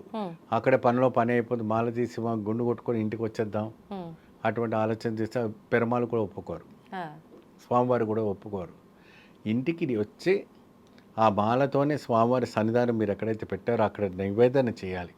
మీరు ఇరుముడి అక్కడ వేసిన తర్వాత బియ్యం ఉంటుంది కదమ్మా, ఆ బియ్యం ఇంటికి తీసుకొచ్చిన తర్వాత ప్రసాదం చేయాలి. ఆ ప్రసాదం చేసి స్వామికి నివేదన పెట్టాలి. నివేదన పెట్టిన తర్వాత స్వామి కర్పూరం చూపించి ఆరతి ఇచ్చిన తర్వాత మీ అమ్మగారితో మాల తీయించండి. ఓకే. లేదా మీకు దగ్గర ఉన్నటువంటి బ్రాహ్మణ ఆలయాల్లో, శివాలయంలో కానీ రామాలయంలో కానీ వెళ్ళి బ్రాహ్మణులతో తీయించండి, తప్పులేదు. ఓకే. అంతేకాని దారి మధ్యలో ఎప్పుడు కూడా మీరు మాల తీయటము ఈ చేయటం వల్ల చాలా ఇబ్బంది పడతారు. దుర్వ్యసనానికి వెళ్ళిపోతారు. ఫస్ట్ మైండ్ చేంజ్ అయిపోతుంది. ఓకే. ఇది ఫ్యాషన్ కాదు కదా, వ్రతము అంటే కాళ్ళకు పాదరక్షలు ఉండవు ఏమండి. తర్వాత మన శరీరం అంతా కూడా ఒక భగవంతుడికి అర్పణమైపోయి ఒక సుగంధ పరిమళమైనటువంటి ఒక లెవెల్లో ఉంటుంది. మనిషిని చూస్తే ఒక అయ్యప్ప స్వామి భక్తుడిని చూసి సాక్షాత్ అయ్యప్ప స్వామి చూసినటువంటి ఒక యోగదాయకమైన కనపడుతుంటుంది. అయితే మాలలో ఉన్నప్పుడు చాలామంది వృత్తిరీత్యా వాళ్ళదంటే నాన్ వెజ్ షాప్స్ ఉంటూ ఉంటాయి. అలా అంటే భగవంతుడు అనగానే మనం ఈ మద్యం మాంసం అన్ని దూరంగా పెడతాము, కానీ వాళ్ళు వృత్తిరీత్యా అలాంటి పనులు దాన్ని చంపటము, కోయటము ఇవన్నీ చేస్తుంటారు కదా. చేసుకోవచ్చు, తప్పేం లేదు. దానికి సృష్టికి ఏది కూడా అడ్డు లేదు. భగవంతునికి ఆత్మతో సంబంధం కానీ శరీరంతో సంబంధం లేదు. ఆ, వదిలిపెట్టేవంటి శరీరం కర్మ ఏదైనా చేసుకుంటూ పోతుంది. ఆ, ఆత్మ అనేది పరిశుద్ధమై ఉండాలి. ఓకే. భగవంతునికి ఐక్యమై ఉండి మీరు ఏ పని చేస్తామో పర్వాలేదు. అటువంటి అంటే పోస్ట్ మార్టం చేసేవంటి వాడు మా శిష్యుడే ఉన్నాడు. ఉమ్, రోజు 4 పోస్ట్ మార్టం చేస్తారు. ఆ, గురుగారు నేను మాల వేసుకుంటున్నాను, మరి నాకు ఇది ఇబ్బంది ఏంటి? నేను దారాలకు వేసుకో 10 సంవత్సరాలు వేసుకున్నాడు లక్షణంగా సొంత ఇల్లు కట్టుకొని ఉమ్, పిల్ల పాపతో లక్షణంగా ఉన్నారు.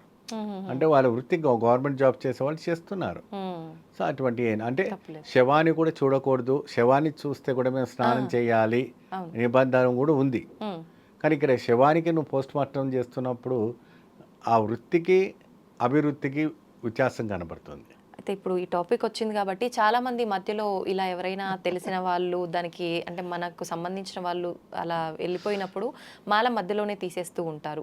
తీసిన తర్వాత మళ్ళీ ఈ కార్యక్రమాలన్నీ అయిపోయిన తర్వాత వాళ్ళు వెళ్ళి మళ్ళీ అయ్యప్పని సివిల్లోనైనా దర్శించుకోవాల్సి ఉంటుందా?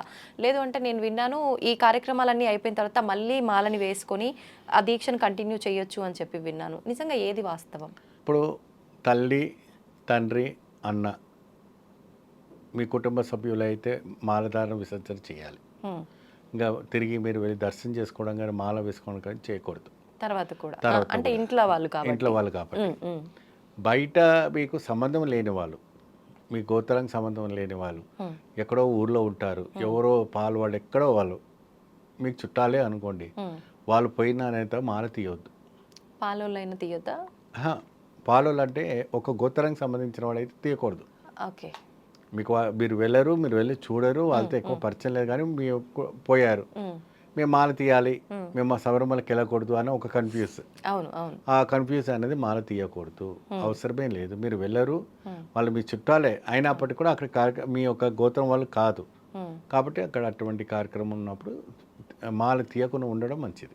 అంటే అలాంటి ఒక వాటికి వెళ్ళేటప్పుడు వీళ్ళు మాల్లో ఉన్నారు కాబట్టి వీళ్ళు వెళ్లకుండా ఉంటే సరిపోతుందా? కుటుంబంలో వాళ్ళు వెళ్ళి చూసి రావడం ఇలాంటివి చేయొచ్చా? చేయకూడదు. చేయకూడదు. కుటుంబం వాళ్ళు కూడా వెళ్ళకూడదు. ఉమ్, స్వామివారి కార్యక్రమం శుభ అశుభ కార్యక్రమాలు కూడా వెళ్ళకూడదు. వివాహానికి కూడా వెళ్ళకూడదు. వాస్తవం అవును, శుభకార్యాలంటే మంచిదే కదా, ఎందుకని వెళ్ళకూడదు? వెళ్ళకూడదు. ఎందుకంటే స్వామి వ్రతంలో ఉంటారు, అక్కడ రకరకాలమైనటువంటి వస్త్రాలు అని కనపడతాయి కాబట్టి స్వామి వాళ్ళు కూడా అక్కడికి వెళ్ళి భోజనం చేయటం కానీ చూడటం కానీ అలాంటి చేయకూడదు. సుగంధ పరిమళం వంటి పరిమళ దానికి అంకితం కాకూడదు. ఓకే. అక్కడికి వెళ్ళిన తర్వాత ఇంకా మనుషులు ఐక్యమైపోతారు. అంటే బంధాలు బంధుత్వాలు ఇవన్నీ దూరంగా ఉండాలి. దూరానికి ఉండడం కోసమే వ్రతం. ఓకే, అంతా ఆయన కాబట్టి మీరు ఫంక్షన్స్ కానీ మ్యారేజెస్ కానీ వ్రతాలు కానీ ఉమ్, ఎటువంటి కూడా కార్యక్రమం పూజలకు వెళ్ళండి, భజనలకు వెళ్ళండి, స్వామి ఆలయానికి వెళ్ళండి. ఎంత ఆలయానికి వెళ్తే అంత మంచిది. ఉమ్, అయ్యప్పకు సేవ చేసుకోండి, అన్నదానం చేయండి, పుణ్య కార్యక్రమం చేయండి. మీ వృత్తి పైన 41 రోజులు 300 రోజులు తిరుగుతూనే ఉంటున్నారుగా, అవును. ఒక 40 రోజులు స్వామికి సేవ చేయండి, ఉమ్. చాలు. అయితే ఇప్పుడు ఆహార నియమాల గురించి మనం ఇందాక మాట్లాడుకున్నాము. అవునమ్మా. అయితే ఇప్పుడు వీళ్ళు ఈ యాత్రలు చేసే సమయంలో చాలా మంది మనం ఇంట్లో వాళ్ళకు వంట చేసేటప్పుడే ఖచ్చితంగా స్నానం ఆచరించి స్వాముల కోసం వండాలని చెప్పి అంటూ ఉంటారు. మరి అంత పవిత్రంగా మనం భావిస్తున్నప్పుడు బయటకి ఒకసారి వీరు వెళ్ళినప్పుడు అన్ని చోట్ల అయ్యప్ప స్వాములకు సంబంధించిన ఫుడ్ ఉండాలి అని లేదు, ఎక్కడ పడితే అక్కడ తినేస్తూ ఉంటారు. అది కరెక్టే అంటారా? ఇప్పుడు ఏంటంటే అమ్మా, ఇరుముడి కట్టిన తర్వాత స్వామివారి దీక్షాలన్నీ అందులో ఉంటాయి కాబట్టి కొన్ని నిబంధనలకు విడుదల ఉంటాయి, ఆంక్షలు. అంటే శాకాహార ఆలయ హోటల్ని వెళ్ళి మీరు స్వీకరించి అప్పుడు అక్కడ దాంట్లో ఉల్లిపాయలు ఉన్న తినక తప్పదు. ఎందుకంటే మనం చెప్పినట్టుగా వాడు చేయడు కాబట్టి అటువంటి కొన్ని నిబంధనలు ఇరుముడి కట్టిన తర్వాత నిబంధనలు ఇలాంటివి కొన్నింటికి ఉంటాయి. ఓకే. ఇప్పుడు వ్రతంలో ఉన్నటప్పుడు మీరు ఇంటికి వెళ్ళేటప్పుడు ఎక్కడైనా ఇబ్బంది అవుతుంది అంటే ఎక్కడైనా ఒక బ్రాహ్మణ హోటల్లో కానీ ఏదైనా కామత్ హోటల్ కానీ రాఘవేంద్ర హోటల్ కానీ ఉంటాయి. వైట్ రైస్ మజ్జిగ తీసుకోండి, ఓకే, పెరుగు తీసుకోండి, ఉప్పు తీసుకొని తినండి, దాంట్లో పచ్చళ్ళు కూడా తినకండి, అది సరిపోతుంది. లేదు నాకు ఆహారం కూడా వద్దంటే అరటిపండు తినండి, పండ్ల రసాలు తాగండి, కొబ్బరి నీళ్ళు తాగండి, డ్రై ఫ్రూట్స్ దగ్గర పెట్టుకోండి, చక్కగా డ్రై ఫ్రూట్స్ తినండి, మంచి స్టెమినా వస్తుంది. ఉపవాసము అనేటప్పటికి ఏంటంటే ఉడకబెట్టిన వంటి పదార్థాలు తినకూడదు తప్ప అన్ని పదార్థాలు స్వీకరించవచ్చు. ఎందుకంటే ఆత్మరాముని ఎప్పుడు కూడా శోభించకూడదు. ఓకే. అయితే భగవంతుని ధ్యానంలో ఒక 41 రోజుల పాటు వాళ్ళు రకరకాలుగా వాళ్ళ భక్తిని ప్రదర్శించుకుంటారు ఆయన పైన. అవును. మరి ఇంత చక్కగా చేసినప్పుడు కొన్ని కొన్ని సందర్భాల్లో మనం విన్నాము. ఆయన అంటే దర్శనం కోసం వెళ్ళేటప్పుడు రకరకాల ఇబ్బందులు జరిగి చనిపోయిన వారు కూడా ఉన్నారని చెప్పి కొన్ని సందర్భాల్లో విన్నాము. అసలు ఎందుకని భగవంతుని కోసం వెళ్తే ఇలాంటి ఇబ్బందులు ఎందుకు రావాలి? అంటే వాళ్ళు చేసిన దీక్షలో ఏదైనా లోపమా? ఏంటనుకోవాలి దాని గురించి మనం? క్రమశిక్షణ తప్పిపోతుంది, హ్మ్. ఆతురత పెరుగుతుంది, కంట్రోలింగ్ తప్పిపోతుంది. హ్మ్. వేగంగా వెళ్ళాలి, హ్మ్. ఏదో ఇక్కడ కొట్టుకుపోతుంది, ఏదో ఆస్తులు కొట్టుకుపోతున్నాయి అంటే ఒక ఆలోచన కావచ్చేమో, వేగం. హ్మ్. ఆ వేగంలో ఏమైపోతుంటే యాక్సిడెంట్స్, ఇన్సిడెంట్స్ కలగడం, గొడవ కలగటము, హ్మ్. ఏమంటే అటువంటివన్నీ జరుగుతుంది. ఆ ఒత్తిడి, ఆ లైన్లో ఒత్తిడి, ఆ లైన్ ఉన్నదే ఏదో ఇరుకైన లైన్. అవును. ఆ ఎంత వేగంగా వెళ్ళినప్పటికీ ఆ లైన్లో దాటుకుని వెళ్ళలేం కదా. హ్మ్. క్రమశిక్షణతో వెళ్ళాలి. ఆ ఒక ఓర్పు అనేది సహించిపోతుంది వాళ్ళకి. ఆ! ఎందుకు అంటే స్వామిని చూడాలన్న ఆతృత, హ్మ్. తిరిగి వెళ్ళిపోవాలన్న ఒక ఆతృత. హ్మ్. అక్కడ ఏదో కొండలు అరిగిపోతున్నాయి అంటూ వాళ్ళు ఏదో మూటలు తీసుకుపోతున్నట్టుగా వాళ్ళు భావిస్తుంటారు. హ్మ్. ఒక్కటి, మాలధారణ వేసుకొని 41 రోజులు ఇంత క్రమంగా ఉన్నప్పుడు ఒక 5-6 రోజులు యాత్ర చేసేటప్పుడు ప్రశాంతంగా ఉండొచ్చు కదండి. అవును. అవును. అదే నియమాలు పాటించి, అదే క్రమంగా పట్టించి, ఇప్పుడు ట్రావెంకోర్ దేవస్థానం వాళ్ళు కానీ, హ్మ్. మన శబరిమల దేవస్థానం వాళ్ళు కానీ చాలా కొన్ని నిబంధనలు నిషేధించారు. హ్మ్. ప్లాస్టిక్ బాటిల్స్ కానీ, ఓకే. ప్లాస్టిక్ కవర్స్ కానీ, హ్మ్. ఇరుముళ్ళు ఎటువంటివి కూడా ప్లాస్టిక్ సంబంధించినవంటివి కానీ అవన్నీ కూడా శబరిమలకి తీసుకురాకూడదు. ఓకే. పేపర్స్కి సంబంధించినవి తీసుకురావాలి అన్నట్టుగా హ్మ్. రిఫిల్ ప్యాకెట్స్ కూడా ఏదైతే మన పన్నీర్ తీసుకొస్తారు కదమ్మా, అవును. అవి కూడా కంటైనర్స్కి సంబంధించినటువంటి క్వాలిటీవి తీసుకురావాలని పెట్టారు. ఓకే. దానివల్ల అక్కడ ఉన్నవంటి జంతువులకు ఆకర్షితమై అది తింటుంది. తిన్నప్పుడు దాని కడుపులో దానికి వెళ్ళి ఇబ్బందులవుతాయి. ఇబ్బంది అయ్యి చాలా వరకు ఇదవుతుంది. ఇంకోటి ఏంటంటే శబరిమలలో పూర్వం అన్నదాన క్షేత్రం అనేది ఒక క్షేత్రం పెట్టేవాళ్ళు. హ్మ్. ప్రతి ఊరు వాళ్ళంతా కూడా హ్మ్. అన్నదానం పెట్టేవాళ్ళు. వాళ్ళంతా ఏం చేసేవాళ్ళు, క్రమశిక్షణతో పెట్టేవాళ్ళు కాదు. ఎవరు పడితే వాళ్ళు చేయటం, హ్మ్. వండిపోయింది, పాడిపోయింది అవన్నీ కూడా ఒక దగ్గర గుమ్మరిస్తే ఆ! అక్కడ ఏనుగులు వచ్చి తినేసి ఆ పాడైన పోయినవంటే సెప్టిక్ అయిపోయి అయ్యయ్యో! చెడిపోతుంది. అది హ్మ్. మహాపాపం. అందుకే ట్రావెన్కోర్ దేవస్థానం ఏం చేసిందంటే పంబ నుంచి సన్నిధానం వరకు ఎటువంటి కూడా హ్మ్. ఎవరు అన్నదానం చేయకూడదు. ఓకే. మీరు ఏది ఉన్నా ఒక 35 కిలోమీటర్స్ దూరాన్ని చేసుకోవాలి. హ్మ్. అంతేగాని దాని లోపల ప్రెమిస్లో చేయకూడదు అనేసి ట్రావెన్కోర్ దేవస్థానం వాళ్ళు హ్మ్. చేశారు. మీరు అప్పుడే క్రమశిక్షణతోని నియమంగా పాటిస్తే వాళ్ళు ఈ యొక్క పరిస్థితి వచ్చేది కాదు. అవును. అవును. ఏమండి, హ్మ్. ఇప్పుడు కేరళ గవర్నమెంట్, శబరిమల వాళ్ళు కూడా అక్కడ అన్నదాన కార్యక్రమం దేవస్థానం బోర్డు ఉంది. హ్మ్. చక్కగా ఓ పప్పు, ఓ కూర, ఓ చారు పెడుతున్నారు, తింటున్నారు, వస్తున్నారు. మన ఎటైతే వెగునాంబ క్షేత్రం ఉందో తిరుపతిలో, అవును. అదే టైపుగా అన్నప్రసన్న దేవి ఆలయం కూడా ఉంది. అక్కడ కూడా అన్నదానం అవుతాయి. ఓకే. అయితే ముఖ్యంగా మకర జ్యోతి కోసమే అప్పుడు వెళ్ళాలి అని చెప్పి మాల వేసే వాళ్ళు కూడా ఉంటారు. జ్యోతి దర్శనంకి అంత విశిష్టత ఏంటి? దాని గురించి తెలియజేయండి. స్వామి వారు స్వయంగా ఒక సందర్భంలో ఎప్పుడైతే కూడా తల్లికి తలపోటు వచ్చింది. ఆ తలపోటు వచ్చినప్పుడు అక్కడ వైద్యుడు ఏం చెప్పారంటే, ఇది పులిపాలతోని తీసుకొస్తేనే ఈ యొక్క మందు పనిచేస్తుందని చెప్పి, ఆ పులిపాలు తీసుకొస్తేనే ఆ ఒక పవర్ బాగా పెరుగుతుంది, ఆ మందుకు పవర్ వస్తుంది అని చెప్పి పులి దగ్గర వెళ్ళాలంటేనే భయపడతారు. అవును. పులిపాలు తీసుకురావాలంటే అది సాధ్యమేనా? సాధ్యం కాదు. దానికోసం పందలరాజు ఏం చేశారంటే, పాండ్య దేశం అనేవాళ్ళు అప్పట్లో కూడా పాండ్య దేశం మొత్తం మధురై నుంచి అంతా కూడా హ్మ్. శబరిమల అంతా కూడా పాండ్య దేశము, స్వామివారి ఒక పందల రాజ్యమే ఉండేది. హ్మ్. అప్పుడు ఆయన చెప్పేవారు హ్మ్. స్వామివారు, మీకు ఎవరైనా కూడా పులిపాలు తీసుకొస్తే ఈ పాండ్య దేశంలో సగము హ్మ్. దేశాన్ని రాసిస్తానేసి చెప్తే ఊరంతా అప్పుడంతా కూడా డప్పు కొట్టి చెప్పేవాళ్ళు కదండి. అవును. అవును. అలా చెప్పుకు తిరిగినా ఎవరు కూడా భయపడతారు. ఎవరు రారు. పులిపాల కంటే అవును. ఎవరు వస్తారు, ఆవు పాలకి వస్తారు కానీ ఇంకే దేనికైనా వస్తారేమో కానీ పోయి పోయి పులి నోట్లో తల పెట్టాలనుకుంటారా? అనుకుంటా. అంత సాధ్యం కాదు. అది ఆ మాట ఈ నోట పోయి వాళ్ళ నాన్నగారు ఒకానొక సందర్భంలో కూర్చొని హ్మ్. చాలా నెత్తి పట్టుకొని కూర్చొని చిందేసేటప్పుడు అప్పుడు బయట నుంచి అలాగే సరదాగా వచ్చినటువంటి మణికంఠుడు, నాన్నగారు మీరెందుకు ఇలాగా దిగులుగా కూర్చున్నారు, హ్మ్. ఏంటి కారణం అంటే, అమ్మ ఇది చాలా పెద్ద విషయము, హ్మ్. నీకెందుకు నువ్వు వెళ్ళి భోంచేసి పడుకో అనేసి స్వామివారికి వారి రాజశేఖరన్ చెప్పడం జరిగింది. హ్మ్. కాదు నాన్నగారు ఏదున్నా మీరు చెప్పండి, మనము ఆ బాధ ఏదో నాకు చెప్పండి, నేను చూస్తాను அப்படின்னு అంటారు. ఏం లేదు నాన్న, గత కొన్ని రోజుల నుంచి మీ అమ్మకి తలబాధ ఉంది, ఆ వ్యాధుడు పులిపాలు తీసుకొస్తే కానీ ఈ మందు పని చేయదు అనేసి చెప్పడం జరిగిందని చెప్పారు. అది నేను తీసుకొస్తాను నాన్నగారు అంటారు ఆయన. అనగానే ఆయనలో ఒక ప్రకాశమైనటువంటి కోటి సూర్యకాంతి ఒక వెలుగు అయ్యప్ప స్వామిలో ఆయన మహారాజుకు కనపడింది.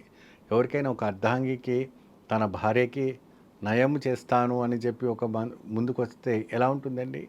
ఎక్కడ కూడా ప్రపంచంలో నీకు ట్రీట్మెంట్ లేదు, ఉంటే పులిపాలతోనే నీకు ట్రీట్మెంట్ ఉందని ఆయన ఆ రోజు డిక్లేర్ ఇచ్చినప్పుడు, ఆ రోజు ఆ స్వామివారు స్వయంగా చెప్పి నేను తీసుకొస్తాను నాన్నగారు, మీరు ఎందుకు దిగులు పడతారంటారు. అప్పుడు ఆ పందలరానికి వెళ్ళి, అంటే అది ఒక విషము, అంటే వాళ్ళ చిన్న కొడుకుని పట్టాభిషేకం చేయాలని చెప్పి ఆమె ఉద్దేశంతో ఆ పులిపాలను పంపిస్తే ఆ పులి ఆయన తినేస్తుందని చెప్పి అక్కడ వాళ్ళ మేనమామ చేసినటువంటి కుట్ర ద్వారా ఇదన్నీ ఏర్పడినటువంటి ఒక కథనం. ఇది అంత అయ్యప్ప భక్తులకి, మనం చూసే భక్తులకు అందరూ కూడా స్వామివారి చరిత్ర తెలుసు. ఏమండి, ఇదంతా ఒక కుట్ర పైన జరిగిద్దని ఆ ఒక పసికట్టినటువంటి మణికంఠుడు దేవుడే కదండి, ఆయన పసికట్టడా. సో ఆ ఒక సందర్భంలో స్వామివారు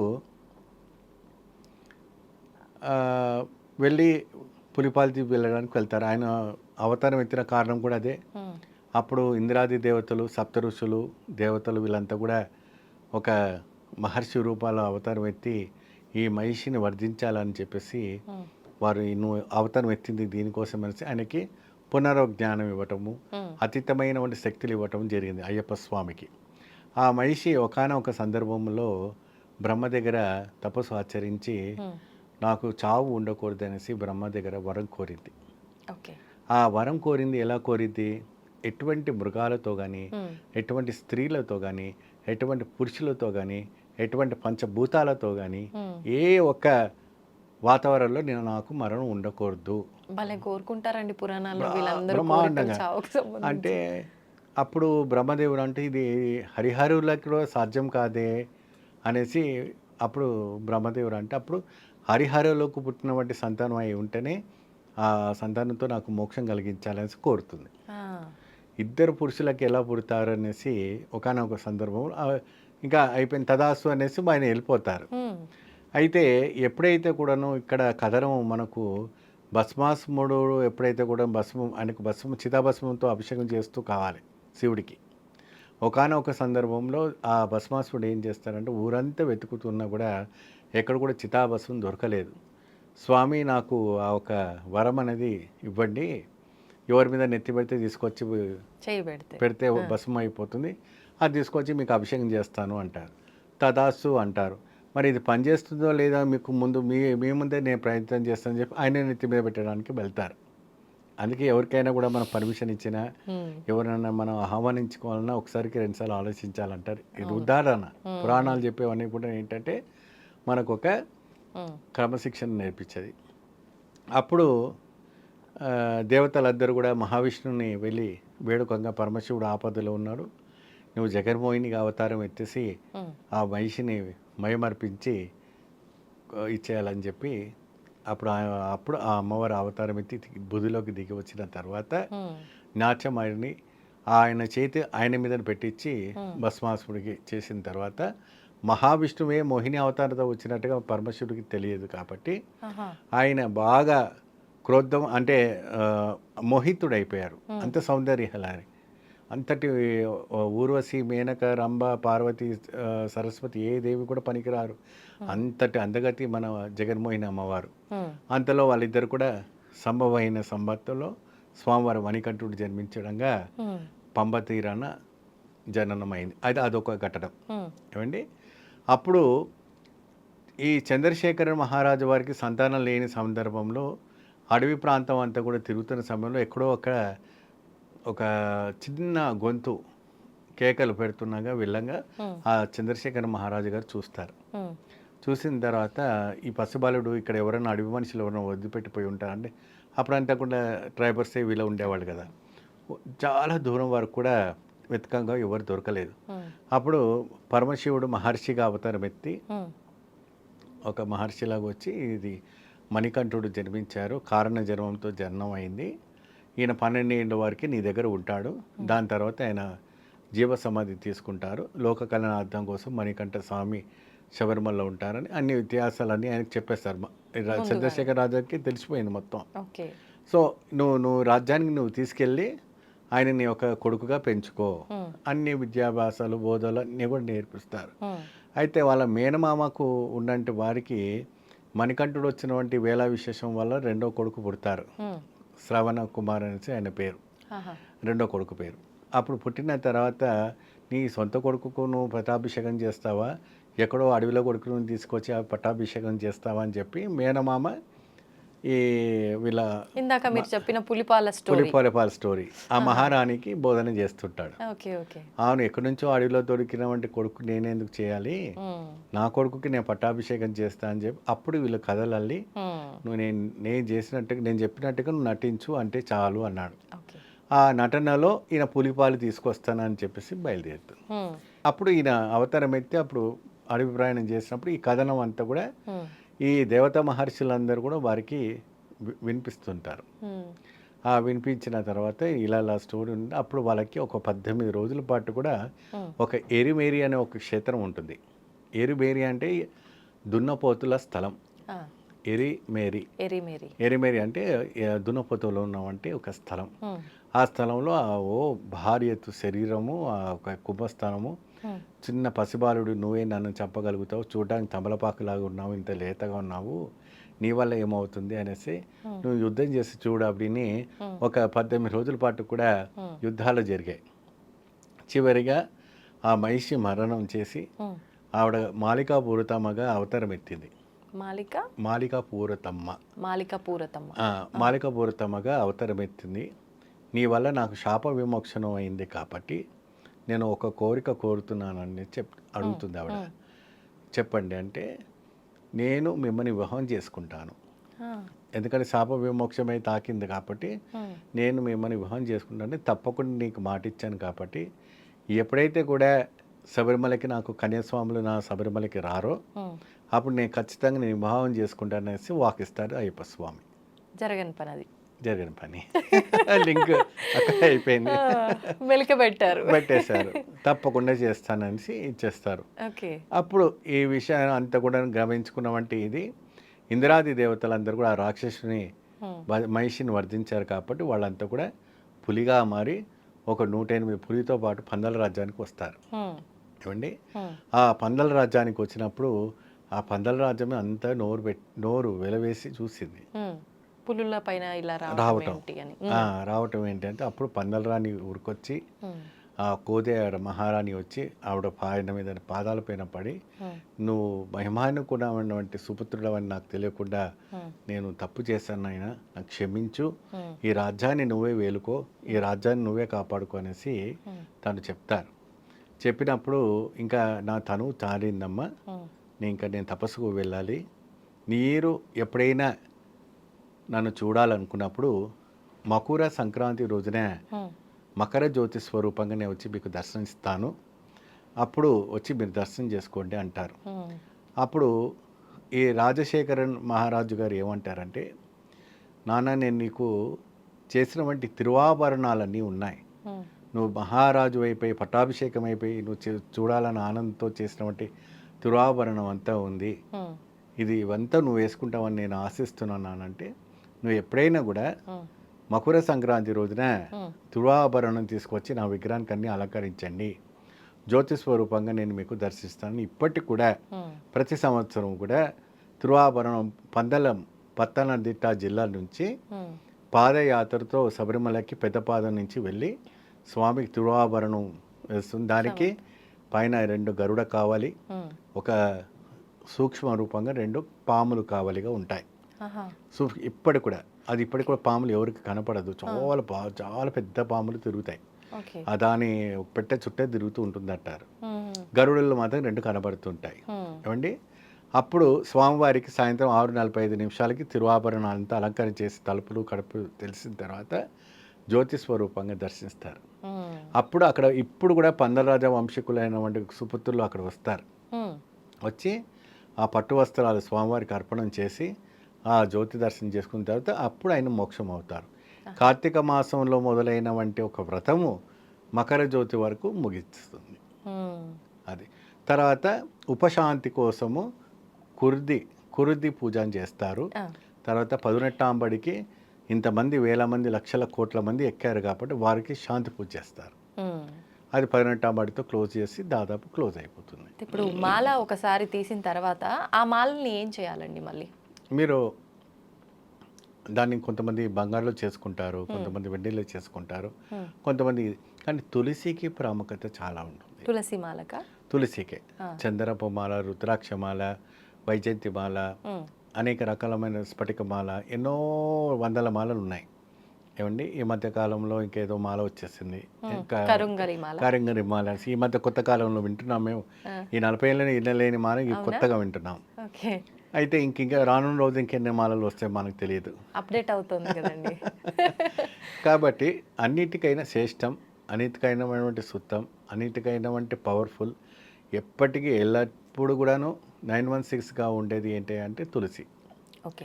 ఆ తులసి మాలద అయ్యప్ప స్వామికి క్షేత్రం.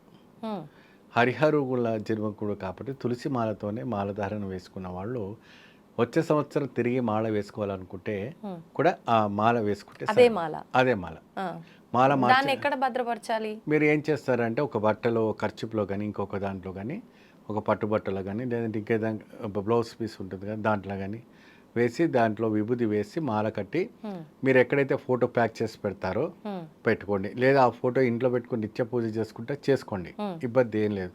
మేము మాంసం తింటాం, మా మద్యం తాగుతాం, అది చేస్తాం, ఇది చేస్తాం అంటే కూడా చేసుకోండి, ఇబ్బంది ఏం లేదు.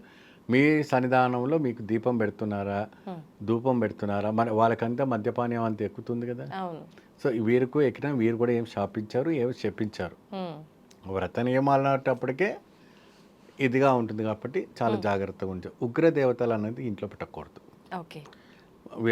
భద్రకాళిలు, వీరభద్రుడు అటువంటి పెట్టుకున్నప్పుడంతా చాలా జాగ్రత్తగా ఉండాలి. వీరంతా శాంత స్వరూపుల గణపతి, కార్తికేయ స్వామి, సుబ్రహ్మణ్యేశ్వర స్వామి వారు ఉంటారు కాబట్టి చక్కగా స్వామివారి ఒకరి ఇంట్లో నిత్యం 360 రోజుల పాటు కూడా చేసుకున్న మంచి ఫలితం లభిస్తుంది. మాల జాగ్రత్త పట్టడం అనేటప్పటికీ మీరు ఆ జాగ్రత్తగా మీరు ఆ ఫోటో తీసి మడత పెట్టుకోవాలి. మీకు భయం ఉంటే మడత పెట్టి ట్రంక్ పెట్టెలో పెట్టి బాగా పైన పెట్టేసుకోండి చాలు. పోతే యాత్ర ప్రారంభం ఎలా జరుగుతుంది? యాత్ర ప్రారంభం ఇరుముడి తీసుకొని ముందుగా కన్యాస్వామిని తీసుకొని ఎరిమేరికి వెళ్ళాలి. ఎరిమేరిలో పేటె తులి ఆడతారు. పేటె తులి అంటే ఏంటి? ఎప్పుడైతే కూడాను మహిషిని మర్దించిన తర్వాత అక్కడ ఉన్నటువంటి ట్రైబర్స్ అంతా కూడాను ఒక వేషధార అంటే కొయ్యవాళ్ళు ఎట్లా వేషం వేసుకుంటారు, మొత్తం రంగులు పూసుకొని అంత నెమిలికలు అవన్నీ మొత్తం పిట్టలోలాగా తయారవుతారు. అంటే ఆ ట్రైబర్స్ టైప్. ఇప్పుడు కూడా అదే విధానంగా ట్రైబర్స్ టైప్ అని చేసి అక్కడ ఒక వావర్ స్వామి క్షేత్రం అని ఉంటుంది. అంటే అది ఒక కథనం ఉంది, ఆ కథనం మనం తర్వాత ఎప్పుడైనా మాట్లాడుకోవచ్చు. అయితే అక్కడ ఆ స్వామిని చూసుకొని అక్కడ పేటే రాజా అని ఒక స్వామి అయ్యప్ప ఉంటారు. ఎప్పుడైతే కూడా మహిషిని వర్జించిన తర్వాత పేటే రాజాగా అవతారం ఎత్తి కూర్చుంటారు ఆయనను చూసుకొని ఇక్కడ పూర్ణ పుష్కలాంబ అంటే అయ్యప్ప స్వామి ముందు జన్మమైనటువంటి పూర్ణ పుష్కలాంబ టెంపుల్ ఒకటి ఉంటుంది. ఇద్దరు కూడా ఆ క్షేత్రంలో మనం వెళ్ళి అక్కడ పేటే ఆట ఆడి అక్కడ పుణ్యతీర్థం ఒకటి ఉంటుంది. తీర్థం పేరు పుణ్యతీర్థం. ఆ పుణ్యతీర్థం పుంగావనం కూడా అంటుంటారు. అందులో స్నానం చేసి శ్రీ పూర్ణ పుష్కలాంబ సమేత అయినటువంటి ధర్మశాస్త్రి ధరించుకోవాలి. ధర్మశాస్త్రి ఏంటంటే సాక్షాత్గా ధర్మానికి కట్టుబడి ఉన్నవంటి ఒకటి. ఆ అయ్యప్పకు ఒక సుపుత్రుడు ఉన్నాడు. ఏమండి ఆ సుపుత్రుడి పేరే అయ్యప్ప బ్రహ్మచారి అంటారు కదా. ధర్మశాస్త్రకు పూర్ణ పుష్కలాంబకి ఒక కొడుకు ఉన్నాడు, ఆయన పేరు ప్రణయ సత్యక. అందుకే మనకి హరివరాసనంలో కూడా స్వామివారి కీర్తనలు పాడుతుంటారు. ప్రణయ సత్యక స్వామి ప్రాణనాయకం ప్రణద కల్పకౌ స్వామి సుప్రభాజితం ప్రణవ మందిరం స్వామి కీర్తన ప్రియం హరిగరాత్మజం స్వామి దేవమాశ్రయే. ఈ విధానంగా స్వామివారికి ఇష్టమైన వంటి దేవతలందరూ కూడా పేరు పెట్టినటువంటి పేరు ఏంటంటే ప్రణయ సత్యక, దేవతలు పెట్టినటువంటి పేరు. సో అయ్యప్పకు ముందు జన్మలో ఉన్నటువంటి సుపుత్రుడు ఇప్పుడు ఆ దేశాన్ని పరిపాలిస్తున్నాడు కాబట్టి ఆ ధర్మశాస్త్ర క్షేత్రం ఎరిమేరిలో ముందు జన్మలో ఉన్న పుత్రుడు పుత్రుడు ఇప్పుడు కాదు. ఇప్పుడు కాదు, ఇప్పుడు నైష్టిక బ్రహ్మచార్యంలో ఉన్నారు. అవును అవును. ముందు జన్మంలో అవతారం ఆయనది 5 అవతారాలు. కుర్తుపుళై, అచ్చంకోవిల్, ఆరుంగావ్, శ్రీ ధర్మశాస్త్ర, అయ్యప్ప. 5 జన్మలు ఆయనకి. ఇప్పుడు 5 క్షేత్రాలు కూడా మీకు తెంకాసి, కుట్రాలం, ఎరిమేరి నుంచి వస్తుందండి. ఈ క్షేత్రాలన్నీ కూడా ఉంటాయి. మీరు ఆ రూట్ నుంచి వచ్చారంటే క్షేత్రాలన్నీ చూసుకుంటూ రావచ్చు. ఆరుంగావ్, కుర్తుపుళై, అచ్చంకోవిల్, ఏమో శ్రీ ధర్మశాస్త్ర, నైష్టిక బ్రహ్మచారి, అయ్యప్ప. అంటే అయ్యప్ప స్వామి క్షేత్రాలు అంటే ఇవి 5. 5 ఒక్కొక్క క్షేత్రంలో ఒక్కొక్క రూపంలో ఆరాధించబడతారా? అచ్చంకోవిల్ క్షేత్రంలో విశిష్ట వేరు, ఆరుంగావ్ అయ్యవ విశిష్ట. బాలుడి రూపంలో కూడా ఒక క్షేత్రంలో ఆరాధిస్తారు. కుర్తుపుళై, కుర్తుపులై, కురత్తుపుళై, కురత్తుపులై, కురత్తుపుళై తెంకాసిలో ఉంటుంది. ఓకే. చాలా అద్భుతంగా ఉంటాయి. ఆ కుర్తుపుళై ఏంటంటే స్వామికి ఇష్టమైనటువంటి చేపలు, ఆ చేపలతో ఆడుకుంటారంట ఆ కొలలో. ఆ చేపలకి అంతా కూడా 3 నామాలతో పాటు కొన్ని లక్షల చేపలు మీకు కనపడుతుంటాయి. అక్కడ వచ్చేసి వెరి పొడి అని వేస్తారు. వెరి పొడి అంటే వెడిబాట్ అంటారు. పొడి అంటే ఏంటి, మా మున్మురాలు ఉంటాయి కదండి, ఆ మున్మురాలు వేస్తారు, దాన్ని వెడిబాట్ అంటారు. వెడిబాట్ అంటే మన ఒక మొక్కుబడిని స్వామికి అక్కడ వేయటం వల్ల ఆ ఒక్క స్వీకరిస్తాయి. అవన్నీ కూడా చాలా విశేషమైనటువంటి క్షేత్రాలు. చెప్పుకుంటూ పోతే రోజంతా స్వామివారి గురించి చెప్పుకోవచ్చు. చాలా ఉన్నాయి, చాలా చరిత్ర ఉంది, చాలా అద్భుతంగా ఉంది. మరి శరంగుత్తి గురించి ఉంది. ఇట్లా పెద్ద పెద్ద పాదంలో వెళ్ళేటువంటి స్వాములకు అందరు కూడా ఎరిమేరి, పేరుతోడు, కాళీగట్టి, అళుదై, అళుద మేడు, ఏమా తర్వాత కరిమలం తోడు, కరిమల ఏట్రం, కరిమల కరపస్వామి, ఇంజిపారెమళ, ముక్కుళి గ్రామదేవత, ముక్కుళి తవలమ్మ, ముక్కుళి భగవతి క్షేత్రం. ఆమె వచ్చేసి ఆ ఒక 5 కొండలకి గ్రామదేవత. ఓకే.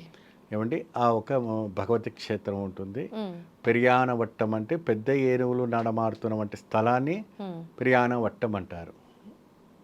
పెరియానవట్టం అంటే తెలుగు మలయాళంలో పెద్ద ఏనుగు తిరిగే స్థలం, దాన్ని పెరియానవట్టం అంటారు. దాని తర్వాత పంబా సన్నిధానం, కన్నిముళ్ళ గణపతి అంటే ఇక్కడ సిద్ధి బుద్ధితో ఉండరు ఆయన, కన్నిముళ్ళ గణపతితో ఉంటాడు, అంటే కన్యగా ఉంటారు ఆయన. కాబట్టి కన్నిముళ్ళ గణపతిగా మనకు దర్శనిస్తుంది. ఆ దర్శనం చేసే సమయంలో అక్కడ వివాహం కానివంటి వాళ్ళకి కానీ, ఎవరికైనా సంతానం లేనివంటి వాళ్ళకి కానీ, ఎవరికైనా బాల అరిష్ట దోషం ఉన్న వాళ్ళకి కానీ, ఇంకా ఇతర సమస్యలు బాధపడుతున్న వానికి, చర్మ వ్యాధి ఉన్న వంటి ఏదైనా కావచ్చు సమస్యలు, ఆ గణపతి సిద్ధీశ్వరు అన్నీ కూడా పటాచలం చేస్తారు. అక్కడ ఆంజనేయ స్వామి వారు స్వయంభుగా శ్రీరామవారి వారి పాదాలకు దర్శనం చేసుకోవడానికి వచ్చిన స్థలం కూడా పుణ్యస్థలం ఒకటి ఉంది ఆంజనేయ స్వామిది. దాని తర్వాత మీకు అప్పాచి మేడ్, తర్వాత అప్పాచి తులి, శ్రీరామ పాదం, శబరి పీఠం, శరణ్ గుత్తి స్వామి సన్నిధానం. ఆ స్వామి సన్నిధానం తర్వాత అగ్నిగుండం, పదునెట్టాంబడి, మాలిహైపురతమ్మ టెంపుల్, భస్మాకులం. ఈ క్షేత్రాలన్నీ కూడా పుణ్యక్షేత్రాలు. ఇవన్నీ కంపల్సరీ చూసి రావాలి. ఏదో అప్పటికే వెళ్ళిపోయాం, అప్పుడే బంగారు మెట్లు ఎక్కాము, ఏదో స్వామివారిని చూసుకొని వచ్చేస్తాం అన్నట్టు చేయకూడదు. ఇవన్నీ దగ్గరగానే ఉంటాయి, ఒక 5-6 కిలోమీటర్స్ దూరం ఉంటాయి. మొత్తం ఒక 46 కిలోమీటర్ ఉంటాయి ఇవన్నీ. 46 కిలోమీటర్స్లో చూడాలి. సన్నిధానంలో వచ్చేసి మీకు అన్నీ కూడా దగ్గర ఉంటాయి. మాలికాపురిత అమ్మవారు వచ్చేసి ఒక 3 కిలోమీటర్స్ ఉంటుంది. భస్మాకులం ఉంటుంది. ఏమంటే భస్మాకులంలో స్నానం చేసి తడిగుడ్డతో తెల్లారుజామున ఆ స్వామి ఒక ఆలయంలో అంగ ప్రదక్షిణ చేయాలి. అప్పుడు చాలా పవిత్రమైనటువంటి యోగదాయకం వస్తుంది. ఈ కాలంలో ఎవరు చేయట్లేదు, టైం ఉండట్లేదు వాళ్ళకి, బిజీ షెడ్యూల్, ఫ్లైట్ బుక్ అయిపోయి నాకు టైం వెళ్ళిపోవాలి అన్న టైంకి వస్తున్నా కానీ స్వామి మీద భక్తితో రావట్లేదు. భక్తితో రావస్తే అది వేరే విషయం. భక్తి అన్నది ఇక్కడ చూపిస్తున్నారు, అక్కడ చూపించట్లేదు. సంతోషం అండి, చాలా చక్కగా వివరించారు. నిజంగా అంటే దీక్ష అనగానే చాలా మందిలో చాలా సందేహాలు ఉంటాయి. ఈ వీడియోతో సందేహాలన్నీ కూడా క్లియర్ అయిపోయాయి. అదేవిధంగా అయ్యప్ప స్వామికి సంబంధించి కూడా చాలా చక్కగా వివరించారు, ఆయనకు సంబంధించిన స్టోరీస్ కూడా. అయ్యప్ప సేవకుని కాబట్టి స్వామి శరణం.